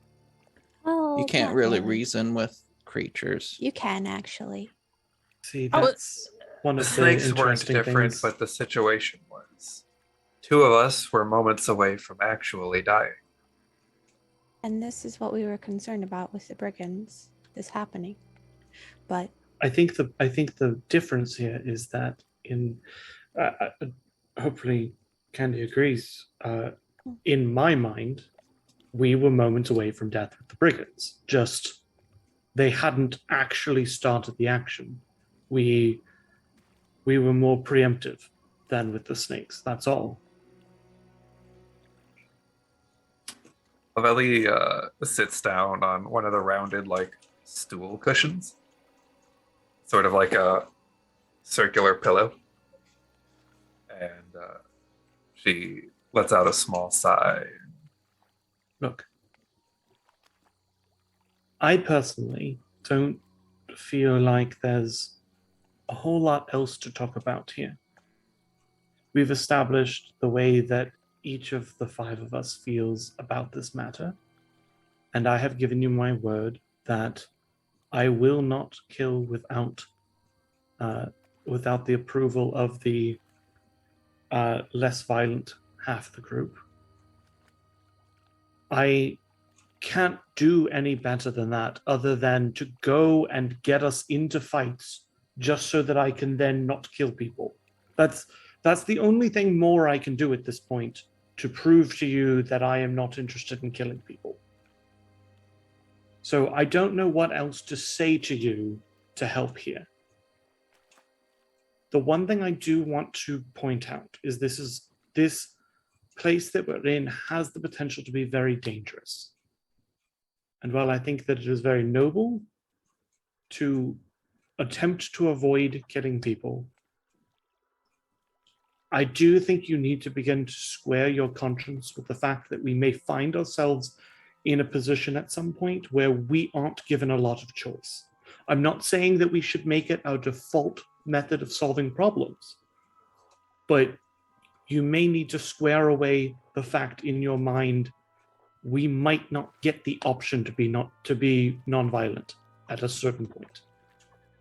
Lavelli, I don't want this to, if it does come to that, I don't want this to cause you to crack in some way. Lavelli growls a bit at that and shoots a bit of a glare over at Kalik and says, "There's something you're forgetting here.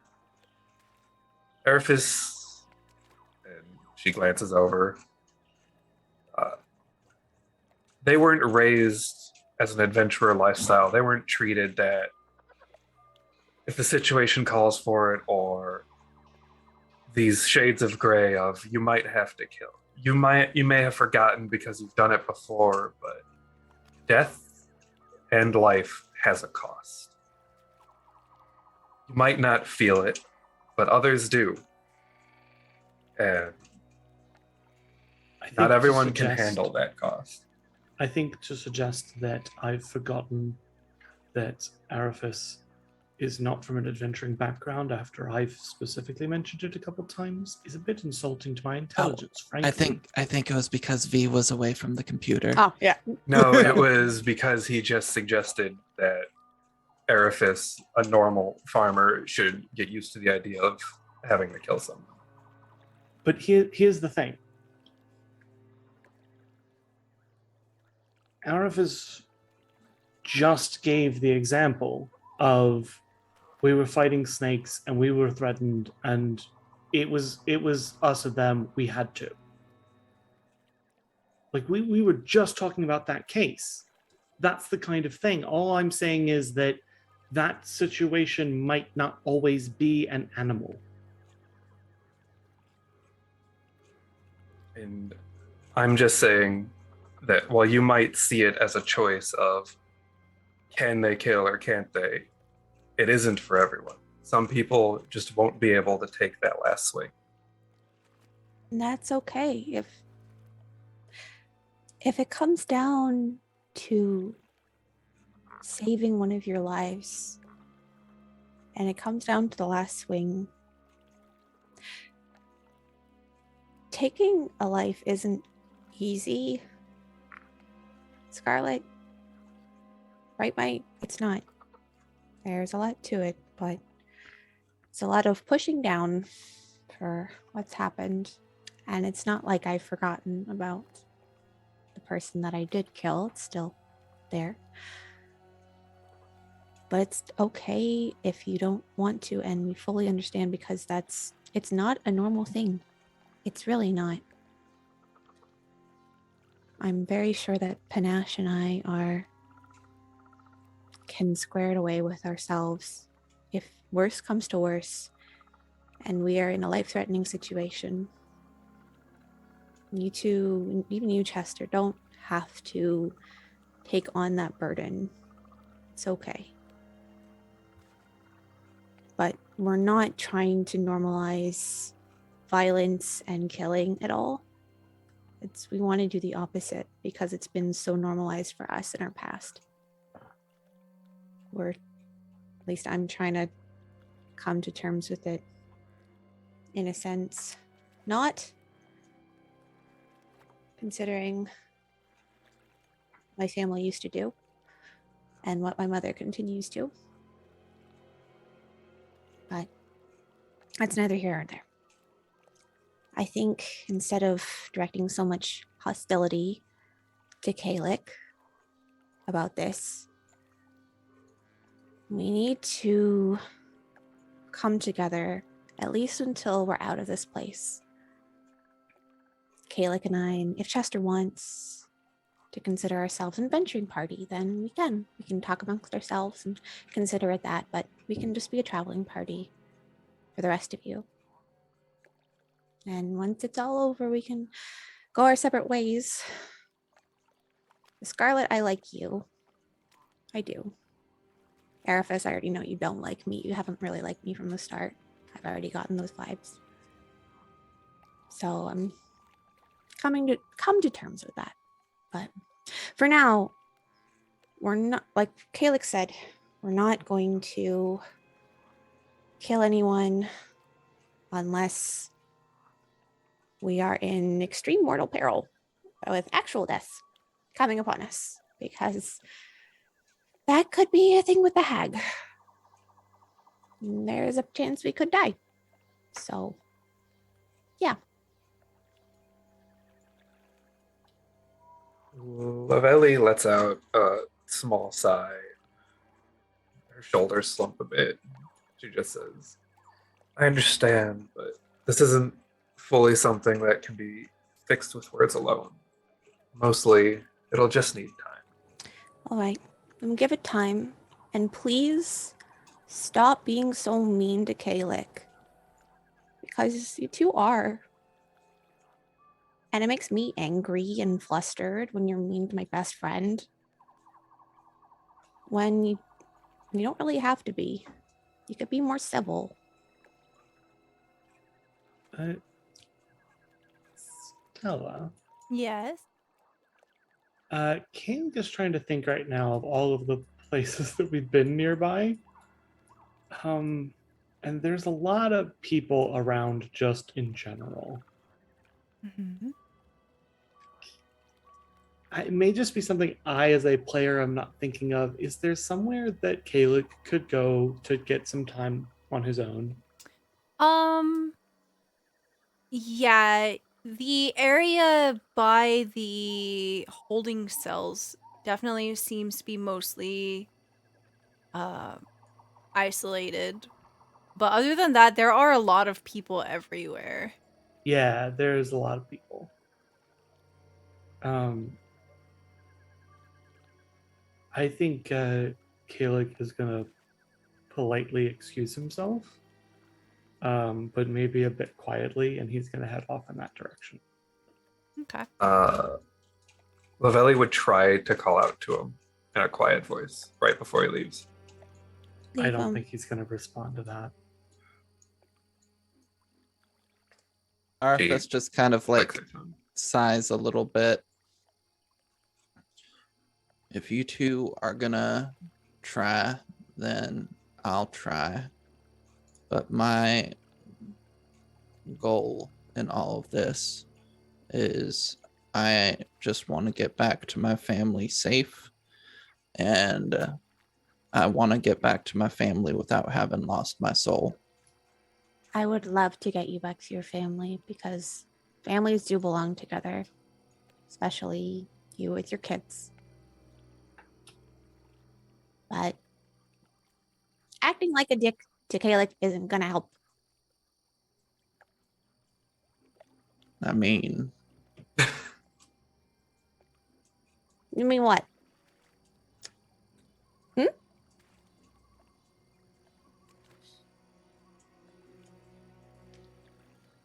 I don't think we'll see eye to eye on that part, but I'll try to be more friendly towards you both. Good.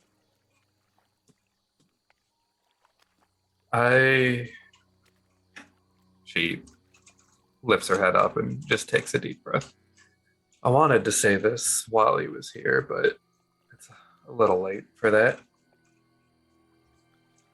But it isn't because he or you have killed that I've stood against Kalik. I've killed more people than any of you will ever know. What? Really?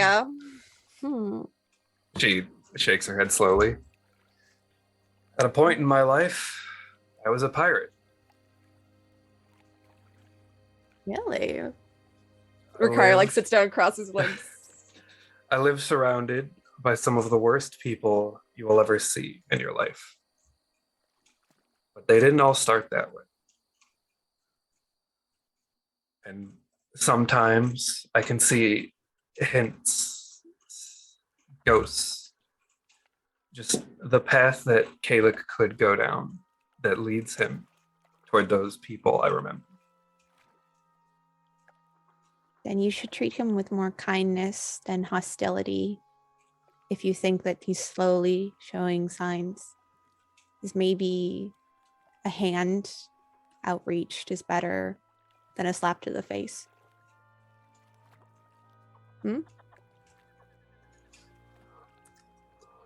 She lets out another deep sigh. I'll try, but in my experience, it's usually the shock that wakes someone up. Then you two should have a heart-to-heart and discuss it instead of snide remarks.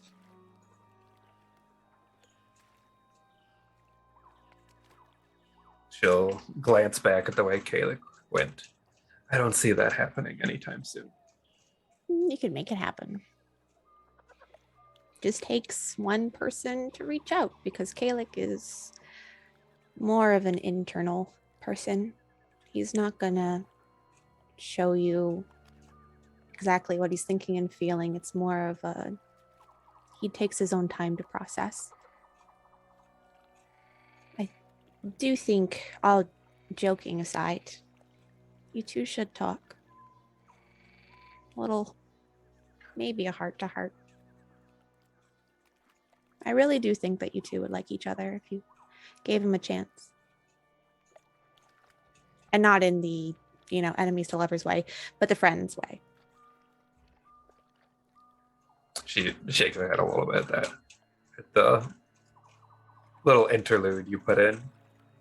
I mean, I feel like we have an enemies to lovers thing. Ricardo just starts giggling. She glances, a head slightly tilted. When were we enemies? Like, I don't know, when you're mean to Kalik. like then? Wait, when were we lovers? That's the real question.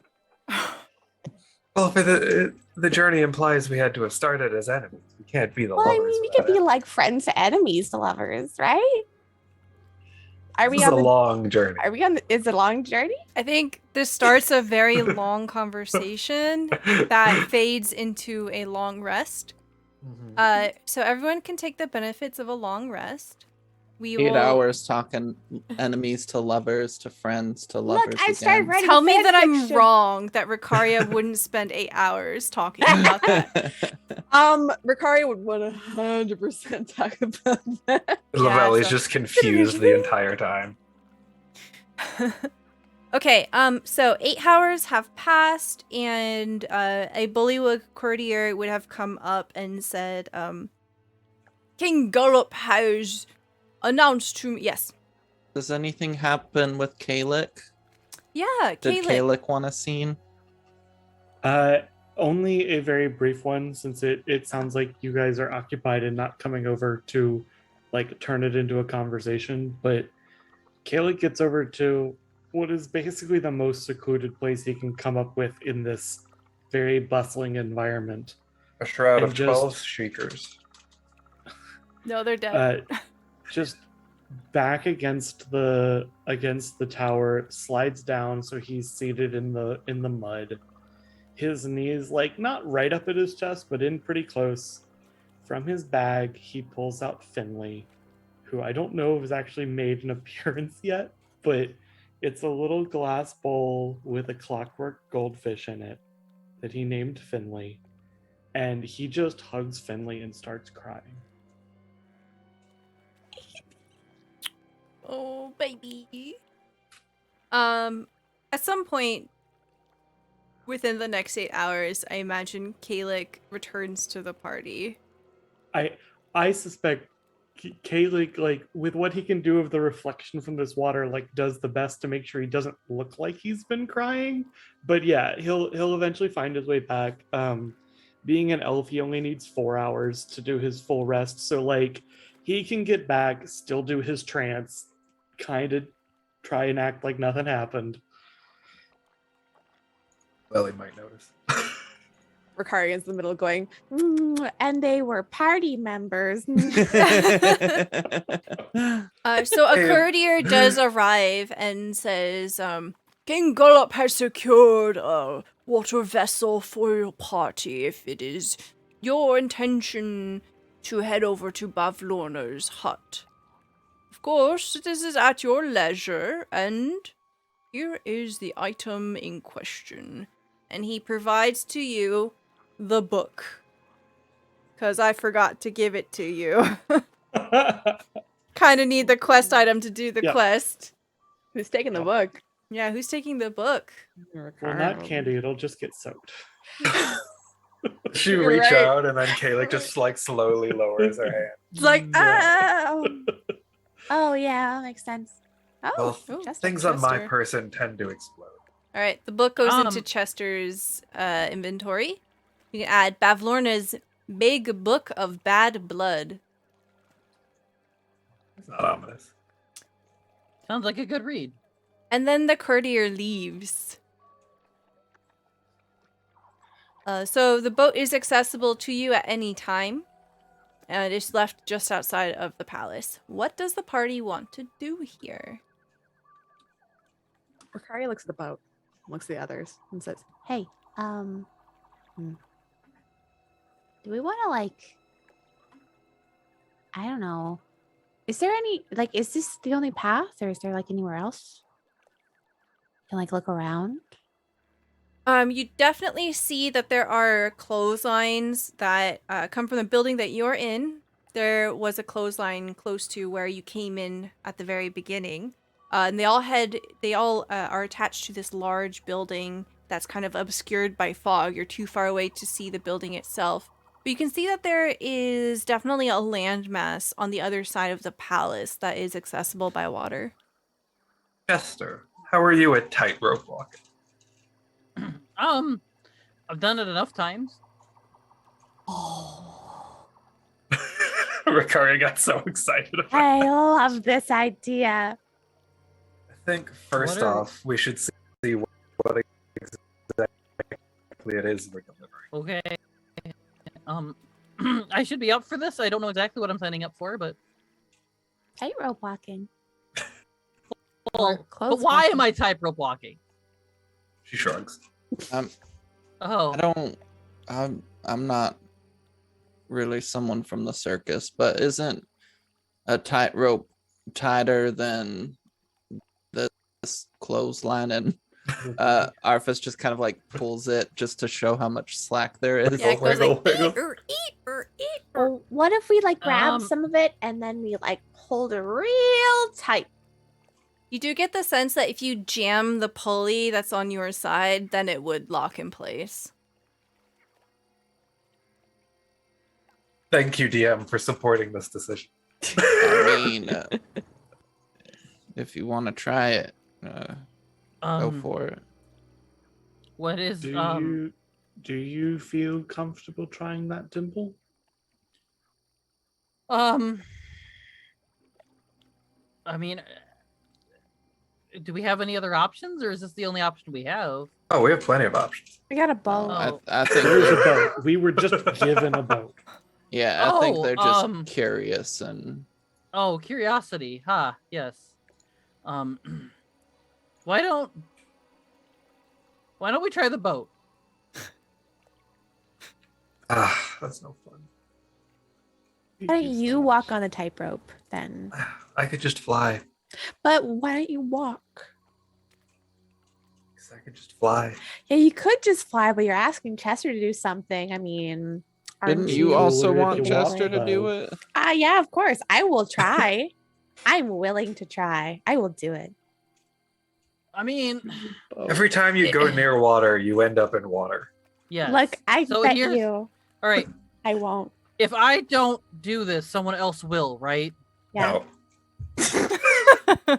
I mean, I need a clear answer. I guess just Yes. Ricaria. I will do it. Yeah, I guess if no one else does it, Ricaria will do it out of spite. Yeah. I'll do it then. I'll do it. Yes. No more water for you. Oh, okay. Maybe don't hold on to the big book if you're gonna go. Oh, for that's the true. Who wants the book for temporary having? I don't. I'll hold it. There you long. go. Her fist Thank gets you. another headache. Yes. It gives it the No, this wouldn't set off a headache. Now it does. What does this book look like? So it is a big leather-bound book. What kind of leather? Red leather. Red leather, yellow leather? Yellow leather, red leather. Red leather. Or that was a vocal exercise. Red leather. And if Lavelli opens the cover, what does the inside look like? It says, Bavlorna is a big book of bad blood. I almost said bad bitches because I was You were reading chat. reading the text. Yes. I was waiting for you to say it. So, and then in smaller font, it says, do not read. I want to read it. Wait, what language is this in? It's in common. Okay.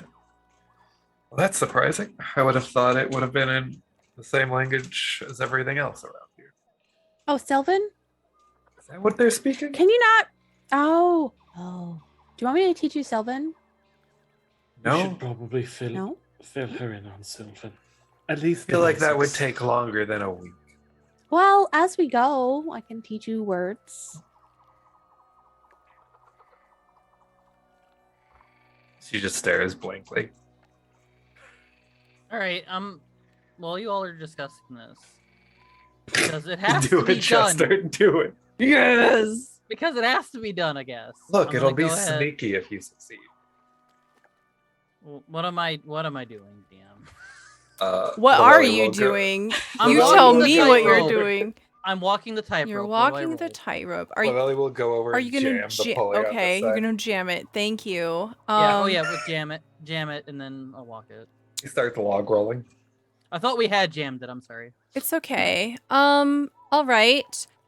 Because of your circus background and you have been doing all of these random different things, I will certainly give you an advantage here, but I need you to roll me acrobatics.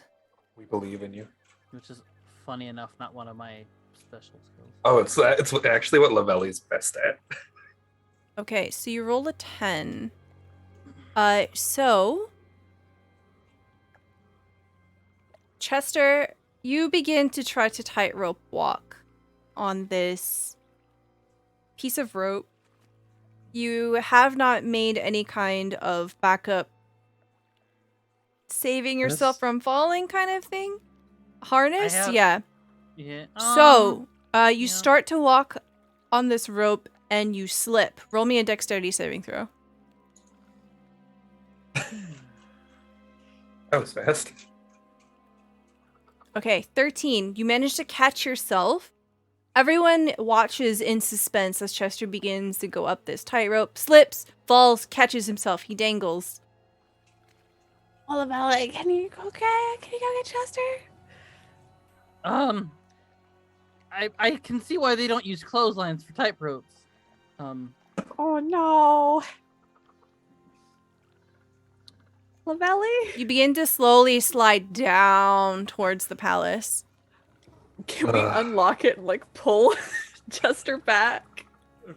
The second you unlock it, it just starts like wee, wee, wee, wee, wee, wee, wee, and Chester just starts flying towards you guys.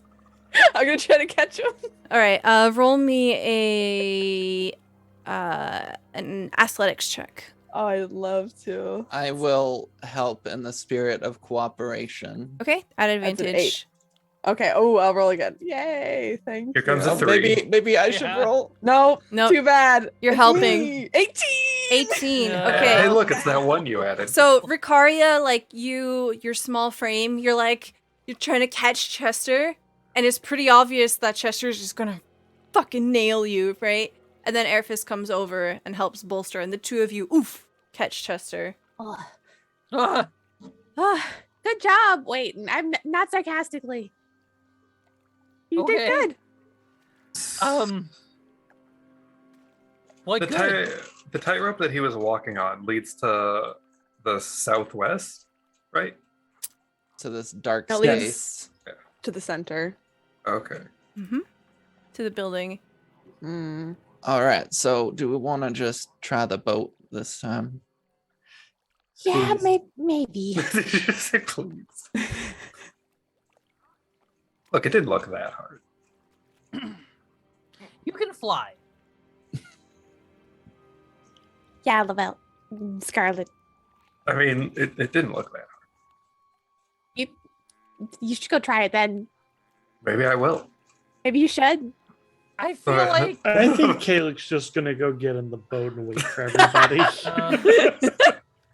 I feel like you would be comfortable standing on a clothesline. So yes, it would be easy for you. Lorelli jams it, and then she's gonna try. Oh my god, okay. Acrobatics. 23. Okay. Yeah, so you start scaling up. What do you want to do? She's gonna start going to the other side. Okay. You realize that it's attached to the exterior of a building, not a window. That's fine. Okay, you are now up against Bavlorna's hut. Hell yeah. Map reveal, map reveal, map reveal. As she starts going, she's like, I'm gonna see if there's a side entrance that I can slip into. Okay, so hold on. Map. Oh, look at that. You see that there is a dock at the very base of it, and it seems to like wrap around the stilts, and the cottage is like up in the air, suspended on stilts. And you see that there's a pipe that seems to go up from the water up into the building. So it is accessible by boat. Through the pipe? Or through the dock? No, through the dock. Because you basically dock, and then you just climb up the steps that spiral around, and then there's a hatch. Alright, so everyone else can take the boat, and Lavelli will sneak her way up the clothesline. Okay, you're at the end of the clothesline. It ends in a wall. It's She's just nailed into gonna- the wall. gonna wait there for a bit and watch as the others make their way across on the boat. Okay, roll me a dexterity saving throw.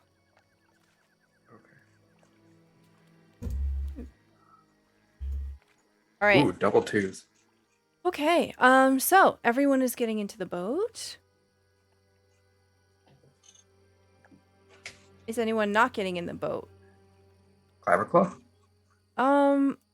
Clapperclaw and Jingle Jangle both say that they should perhaps stay here. It's a good idea. Stay safe. Yeah. Okay. So as you take the boat, you definitely have no problem getting to the dock. By the time that the boat arrives and you begin to climb up these rickety wooden steps, Lavelli, you slip and you're beginning to fall. I fly. Okay, you're fine. I fly. So they made it to the dock, right? Yep. So then she's just gonna like take a cursory look around and see if there are other windows or other places. So there is a balcony. The balcony is covered in frogs. What? Frogs. Like bullywogs or like actual Regular frogs? frogs. Oh my god, I'm so excited. Yeah, but you wish you climbed the I'm gonna rope. Now. take one of those. You take You all see of them. that there's a set of stairs on the lower floor.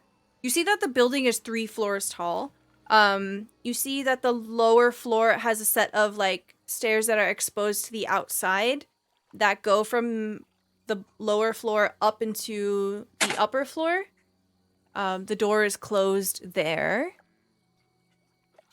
And that's about it. So they're just like normal green frogs, right? It's kind of hard to see unless you land right on it because there's fog everywhere. So then, does it have like a railing on the balcony? Yeah. So then she'll land on top of the railing. Okay, roll me a dexterity saving throw. Okay, 16. 16. All right, well, you're going to sit there for a little while as the rest of the party decides what they want to do. Okay, Lavelli's gone and disappears for a while. I'm a frog. Dimple, did you want this back? And Arthas holds out the book. Please, thank you. So Bright Mate, you and Lavella are ones who need to confront Bavlorna, right? Do I remember what was my little hint thing again? Yeah, the little hint was that as soon as... Bavlorna Brightstraw, a rambling cottage on stilts in a Fey swamp. She is allergic to seeing someone run widdership, was what we were both told. Yeah, upon arriving here in Hither, the two of you would have just got the sense that what you're looking for is here. You just know that this part of you that seems empty and lost, it's somewhere here. Well, I don't know that I need to talk to her, but it just feels like there's something of mine here. And I imagine Scarlet feels the same. Maybe the three of us, and looks at Chester and Caleb, can run like distraction if need be. You can find whatever you need. Yeah. I'll keep an eye out. Okay. So Chester, maybe we can put on some sort of show. I mean, I know I can do that at least. Awesome. Let's go. Okay. So as the group of you begin to go up the rickety steps, you find that it ends in a hatch door, a small ladder and a hatch door right above you that goes directly into the building.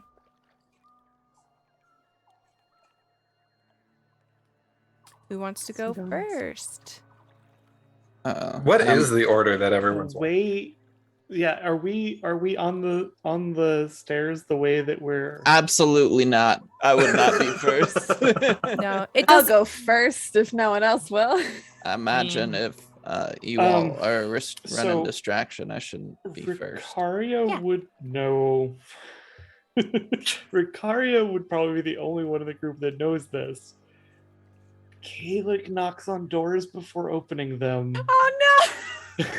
You should not make him go first if we're trying any element of surprise here. I'll take the lead here. Don't worry. All right, everyone, All right. we're sneaking in. Dun, dun, dun. Oops. Because we've literally not come to a closed door at any point in this campaign thus far. It's true. Are That's we very true. trying to sneak in? I thought I- we're here to give her book back, or under that pretense. Yeah, we're under the pretense of, giving the book back and maybe talking to her a bit. And I know they said that she's gonna want to make some deals with us. I don't want to make a deal with her. Maybe we could pretend to hear her out while you look for what you are missing. All right. Okay, so the group of you make your way into the cottage. Cottage town. Ooh. Okay. She makes clothes. Look at those. They're so cute. Hold on, let me read you the description. Yay. Okay.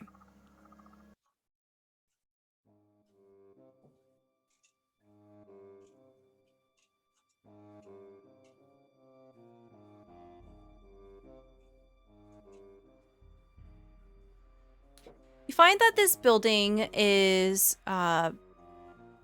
about 35 feet up above the lake. The well that extends up into the bottom of the floor seems to be made out of hewn stone. You can hear this strange gurgling sound coming from it as you are walking the staircase that leads up. You see that the walls of this cottage are made out of some soft, mossy wood, and you can tell that moisture is trapped in them. As you come up towards the latch, you find that it is unlocked, and you're able to push it open and make your way through. As you enter into the cottage, you see that most dominantly there is a recessed pool lined with moldy clay tiles that takes up the majority of this square room. Stagnant water fills the depression to a depth of 1 foot. Rising from the pool center is the head of a stone well that gives off an unpleasant, pungent odor. In one corner of the pool stands a tall, dirty, freestanding mirror with an oval frame, and floating on the water is a large lily pad. There are creaking wooden floorboards arranged in a 10-foot wide raised walkway around the pool which you're currently on. This walkway is crowded with shelves, tables, stools, and in all types and styles. Almost every available surface is littered with stacks of dirty plates, scraps of food, and old junk. Dressing dummies are pushed into one corner, and a wooden staircase spirals up from another corner. You can see that there are 5 closed doors in the room here. My cat's hanging 5 feet in the air on a curtain. Love it. Cats do that. So Lavelli, this happens at the same time. You are on the balcony. This 10-foot wide balcony runs almost the length of the cottage and is covered from end to end in living frogs. At each end of the balcony, attached to one corner of the cottage, just beyond easy reach, is a clothesline draped with patchwork garments. 2 lines stretch over the lake and disappear into the thick fog. So you're currently balancing right on the railing here. And anyone that comes up from the hatch, you can see that there's a window right behind you.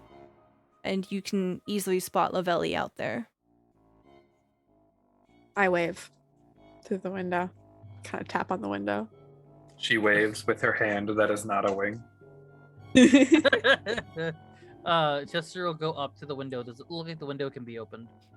Yeah, it looks like you can open the window. Is this not a door right next to it? It is a door, That's what yeah. I was about to ask. Now we open the window for Lavelli. Chester apparently didn't see the door. Right in front. So Chester opens the window.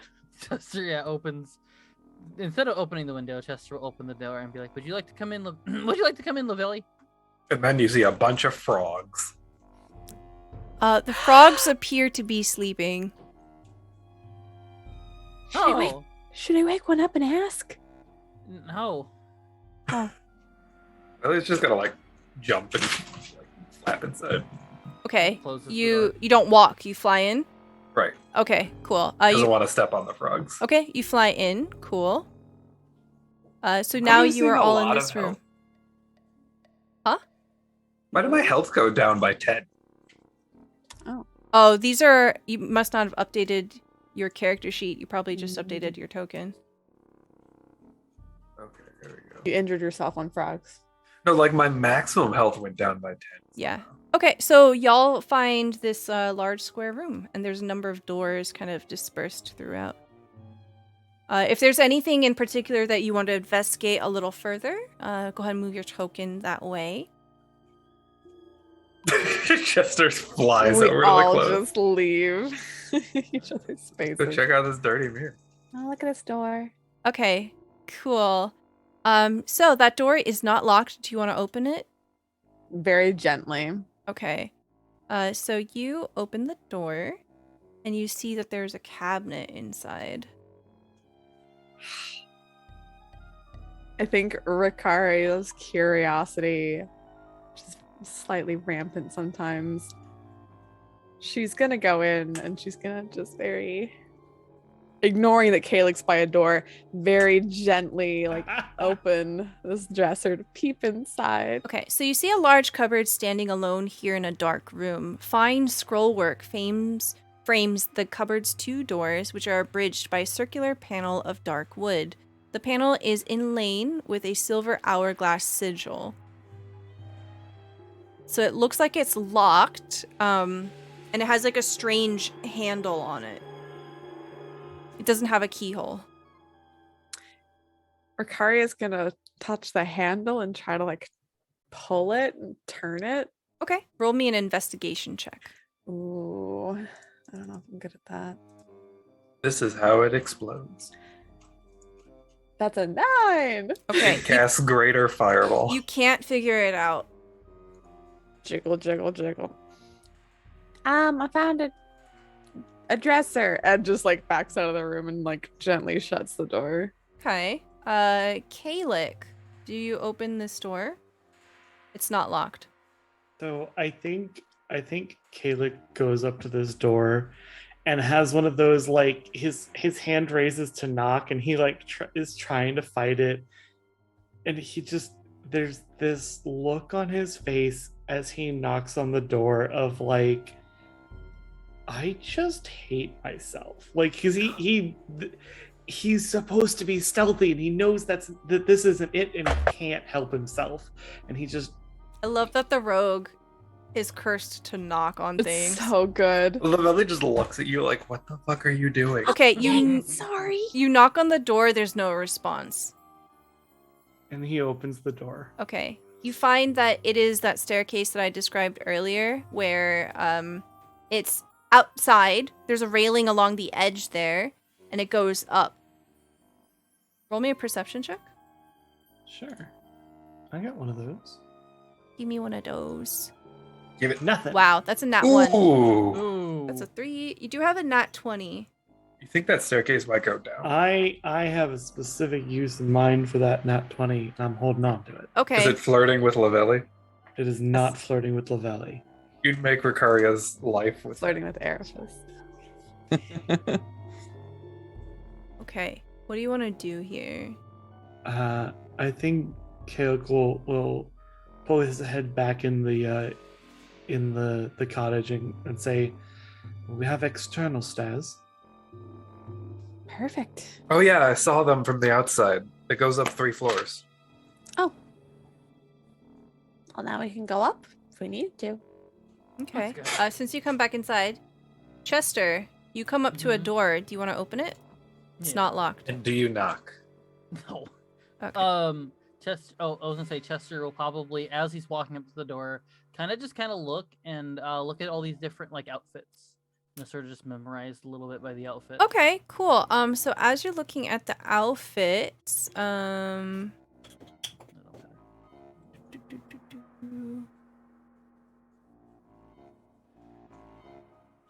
Clothes you see that there are 7 humanoid-shaped dressing dummies in this corner. 4 are medium-sized and 3 are small, kind of like a halfling size. 6 of them are adorned with Bavlorna's shoddy, home-stitched garments. One of them is bare, except for an ugly, pointed hat.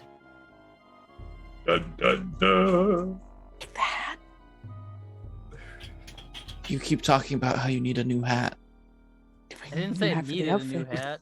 You do now. You need it for the new fit. Yeah. He looks at his hat on his head. Maybe check if it's cursed first. No. How could? Oh, wait, I do actually. Arcana Detect- is one of my. Would it be? Yeah. You know what? Oh. Go ahead. I wanna see if I can detect any magic. Do you cast Or- Detect Magic? Do you have that Or I spell? don't have that. I mean, like, a roll to check if I can see if it's. Or is that not a thing? So you would definitely have to cast a spell. Oh. I don't have Arcana it. would be more of like just trying to figure stuff out that's related to magic. Okay. Yeah. I don't have detect magic as a spell. So, one way to try to detect magic is touch the thing. I'm just saying. Touch it. You know what? I am a chaos, or I am a wild magic. Yeah, I am chaos. Well, wild magic is a certain breed of chaos. Sure, I'll So- touch the hat. Okay, hold on. What's your AC? Is it 14? No. Is it under 14? Yes. Okay. What you see is as you try to reach out and touch it, all of a sudden, the hat begins to fly towards you. Oh, It's a hat mimic. Oh no! It's a dark mantle. I love it. I don't know what it is, but it's so cool. Okay, so this is That's a what squid. happens. Yeah. Let me explain to you what happens. That is such You What try happened? to use reach of a dark out mantle. to it, and all of a sudden it just goes, it whooshes towards you, it lands on your head, and there's a, as it takes your hat, and it flies up into the corner of the room. my hat! Wait, what happened? What happened? He went from one hat to no hats. A ghost octopus stole my hat! Hey, And I think Ricari like looks over and just starts storming towards it, and like very much like a chastising mother goes, hey, come down here now. Come down, drop the hat. So you see like it's like huddled as a dark mass in the corner of the room, and you hear like this very soft crunching sound, and the many eyes are looking down at you with these beady golden stares. Drop it. Drop the hat now. Ellie Get just down here. slowly takes her hat off and puts it in her back. It doesn't seem to understand you. even with Just a- speech of the wood. Yes. Yes. Oh, can I make a nature check? See Yeah. if I can. Can I figure Fuck out if yeah. I can speak it as well? Yeah, anyone can roll a nature check here. Why don't you understand me? Wow. That's an 18 from Chester, 15 from Kalik, 6 from Lavelli, 15 from Ricaria. Very lucky. Just My to- character are would you not wearing know. your Yeah. magic hat? Okay, Magic hat. I think you have 2 hats. Don't you have the You have a hat another- that you can. You have 2 hats. hat of vermin You or have a- something? Yeah, Yeah, I've got a hat where I can pull something out of it. yeah. No, I think Yeah. Chester was wearing his fancy hat. I was wearing my fancy hat. Aw. I Yeah. have my other hat still with me though. Okay, so with the 15s and 18s, so Ricaria, Kalik, and Chester, you all know that this is definitely not a beast, so it must be a monstrosity. Ah, dang it. I don't think I can communicate with this. Neither can I. I don't even know if it could talk back if we did have a means of talking to it. Hmm. Yeah. Maybe if we try to grab it and reach into its mouth, like That's a how you lose a dog when they hand. swallow something bad. Or maybe we just let it have. Chester, do you want your hat? Is knowing that it's a monstrosity the only thing we learn from those nature checks? I'll go ahead and say, Chester, with the 18, you get the sense that it's not hostile, and it seems to be happily munching on your hat. It just seems to be really liking my hat. I don't think it's angry or mean. It just wants my hat. Dang it. It's your analogy, Ricari, of the happy dog that finds something it shouldn't have and runs around the room with it. Mm. Or it eats it. Or it's currently eating it. Bad squid. Munch, munch, munch, munch, munch. Hide your hats, folks. I hate to say it, but your hat might be a goner. It's unless we're going to like fight this thing, which I don't see why we should. I don't think we're going to get any scraps back or anything. Speaking of scraps, Chester, you had opened the door next to you, so anyone could easily see inside. There are scraps of cloth and bundles of yarn piled throughout this small room. It looks like a storage room full of fabrics.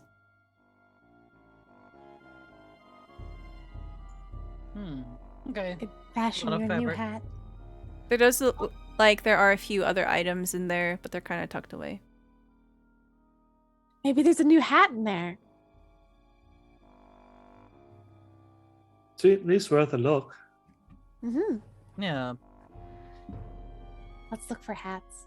Ricari's gonna go in the room look for hats. Okay. So you don't find any hats, but you do find there are 2 1-foot-tall pin cushions sewn into humanoid shapes. One of them is mounted on a tiny wooden rocking horse, and the other has a pair of wooden wings. I think Ricari will pick these up. They're like 1 foot tall, so they're gonna be like large These little Barbies. dolls. Sounds like some Pick- voodoo shit. Picks up these Barbies and is like,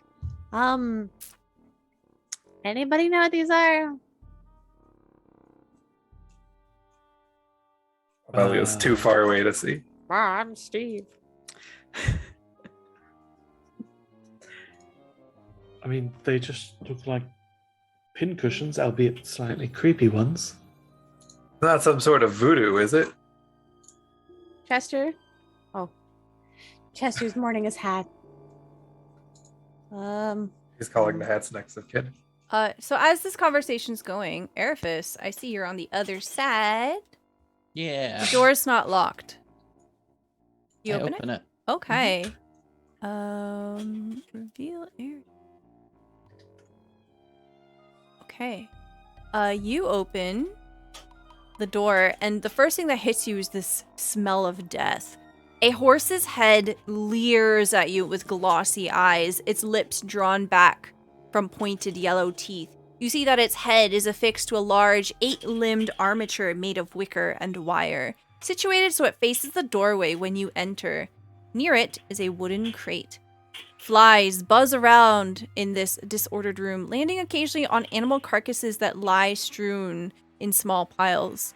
On a low table rests an assortment of tools, saws, knives, scrapers, and a hand-cranked drill, sewing thread, needles, and awls. Around are several taxidermic subjects in various stages of completion.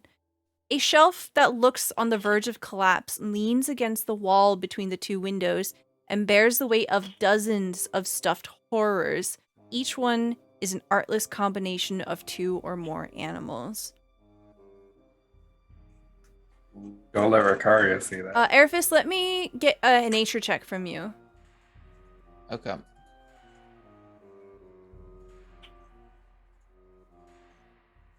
Okay, a 9.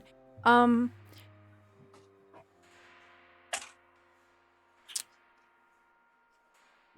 would say that it's reasonable enough that you would know that these look like... This looks like a hobby room. Okay. Am I getting any strange pool or anything from this place? Mm-mm. It smells disgusting. Yeah, you're getting a strange smell. All right. And I'm going to close that door Okay. and walk away. Find Okay. anything interesting, Arifis? Just some creepy stuff. Oh. Ew. All right. You have those 2 dolls in hand. Yep. They're children. Okay. Lavelli, are you still by this mirror? Yeah. Okay.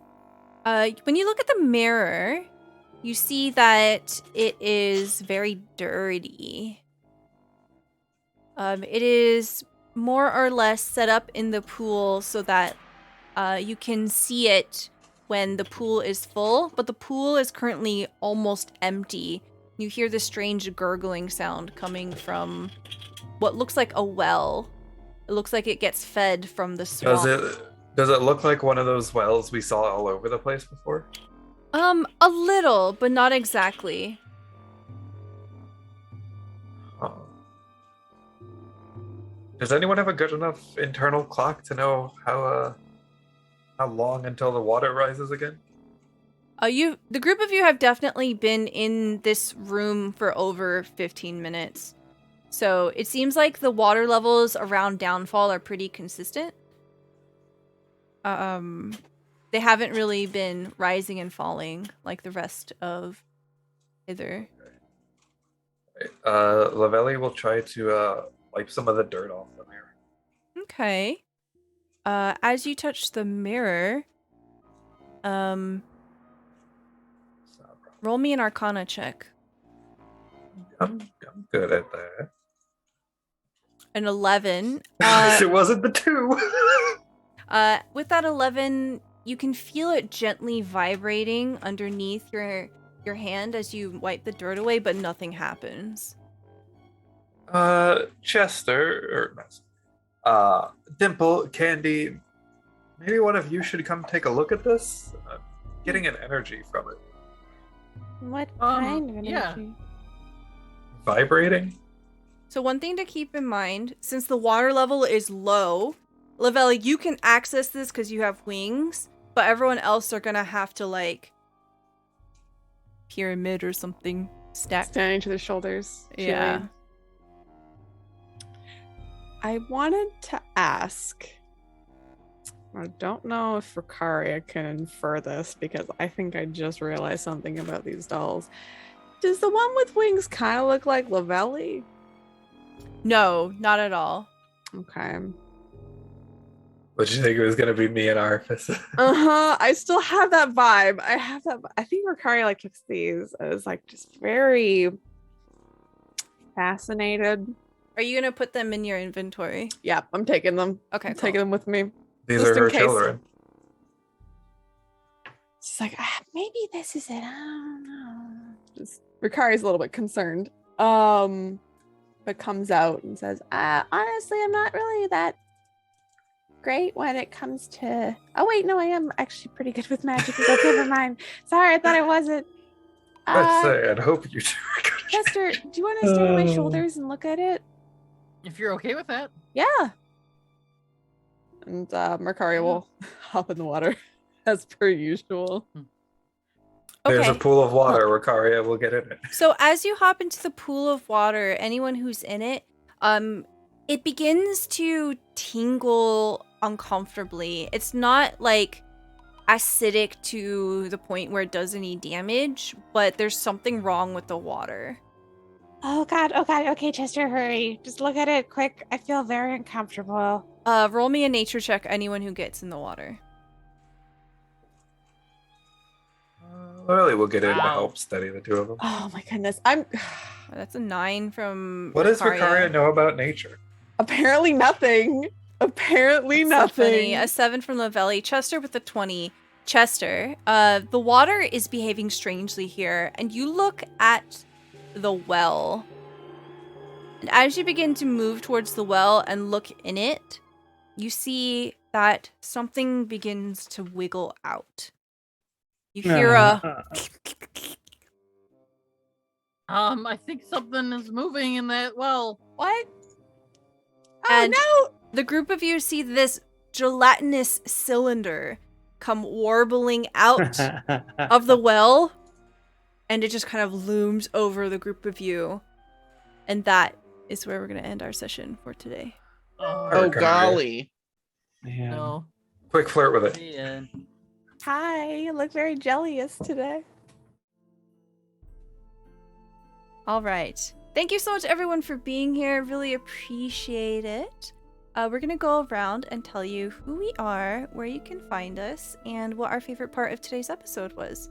And we will start off with V. Hello, I'm V. You can call me Vertigo, V, or Cross.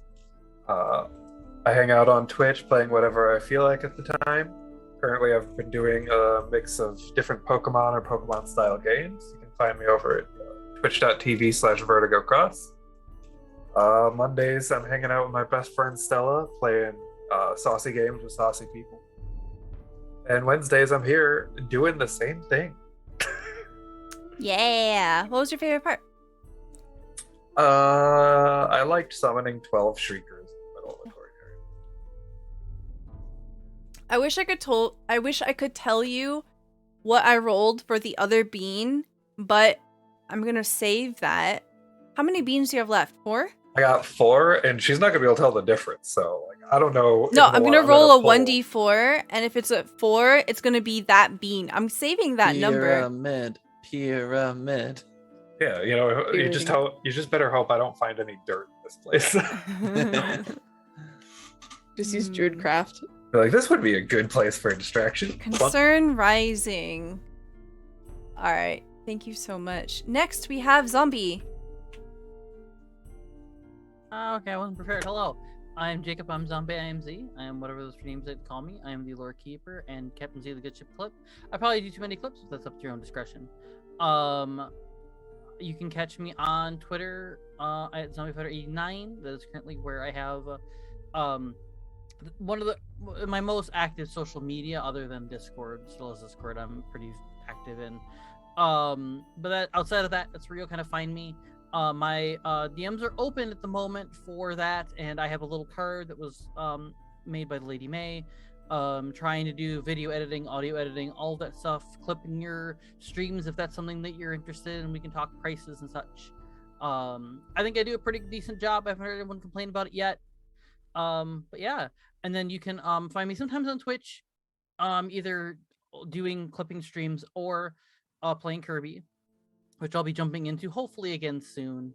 And then 10 p.m. Eastern on Monday nights, you can catch me on YouTube on the Nice Nerdvana with Matthew over there. We talk about nerdy news and all kinds of fun stuff there as well. My favorite part of today, oh man, you know what? I kind of like the little moment where like the ghost octopus just kind of like took my hat and is just happily eating my hat. I was so happy that you were the one that walked up to it. I was like, fuck yeah. Yeah. I also the did man like with the hat. Yeah, the man with the hat. I mean, I had to step away for a little bit of it, but like I did kind of enjoy finally our group having a discussion. So that was sort of great as well. I enjoyed that as well. Awesome. Thank you. Next, we have B Street Holmes. Hey guys, I am B Street Holmes. That's how you'll find me on most social media, including my Twitter. And I'm also Matthew, which you're welcome to call me as well.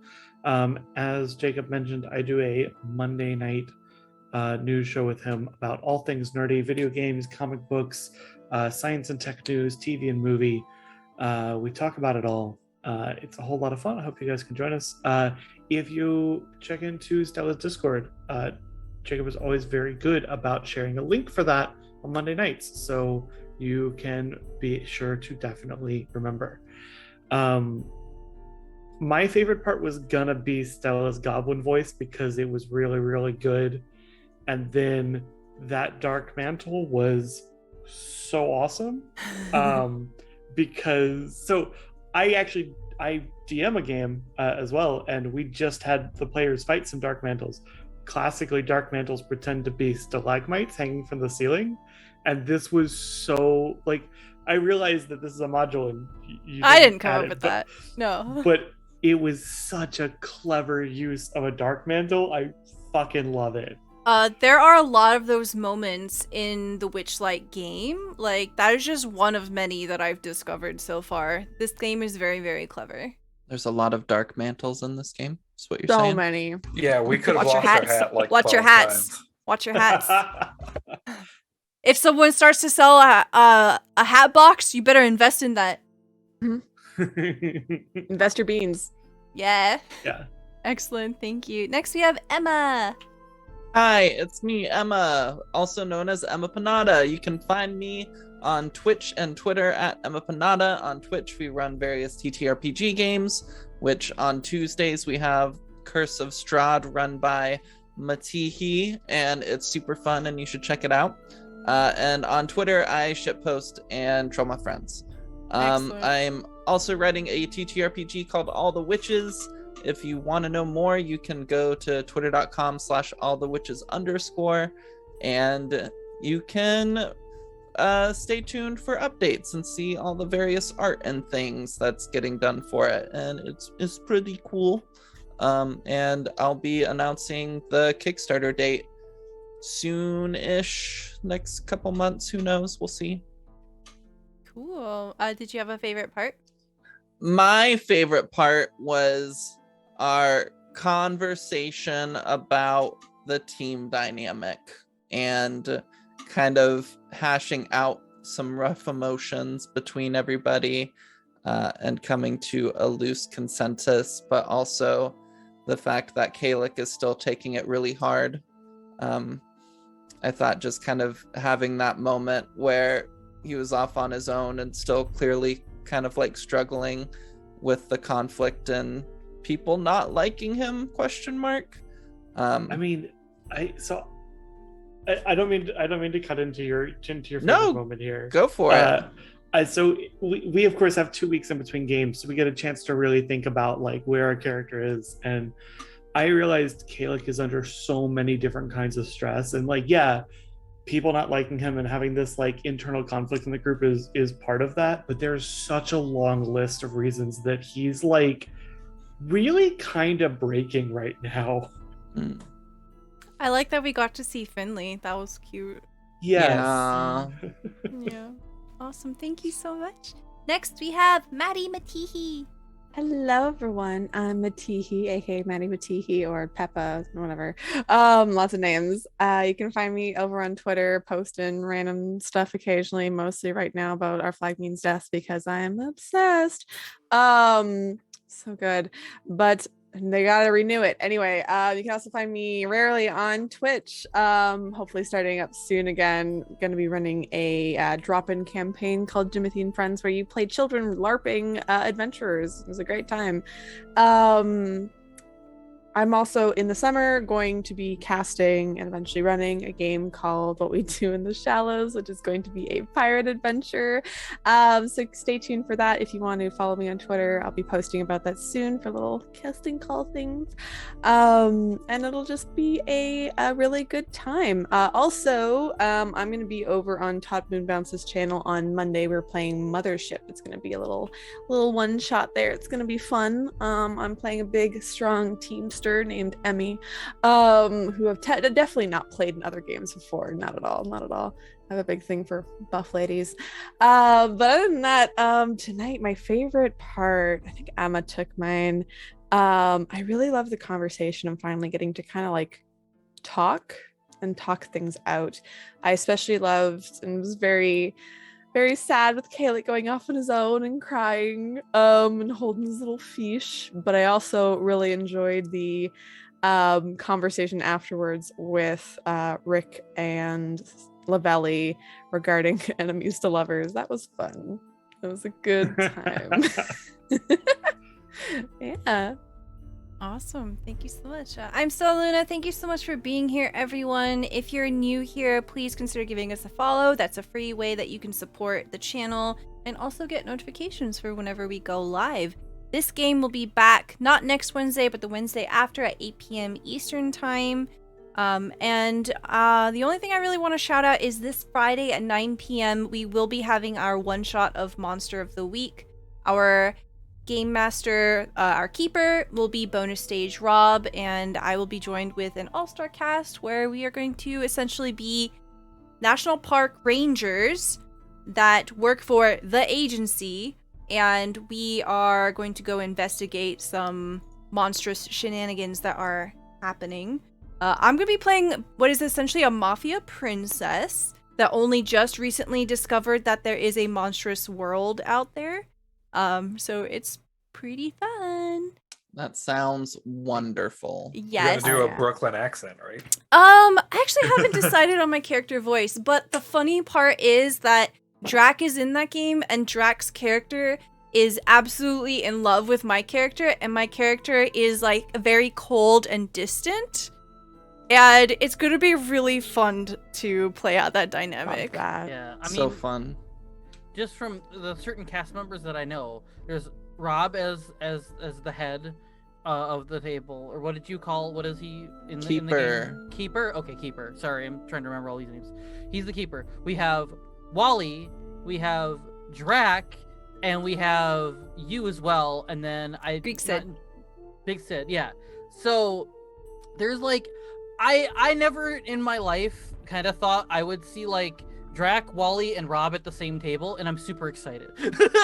Wally from Pixar's hit WALL-E is gonna be in the game. Yeah. Yeah. Oh, it's just a wall that they put a Y on.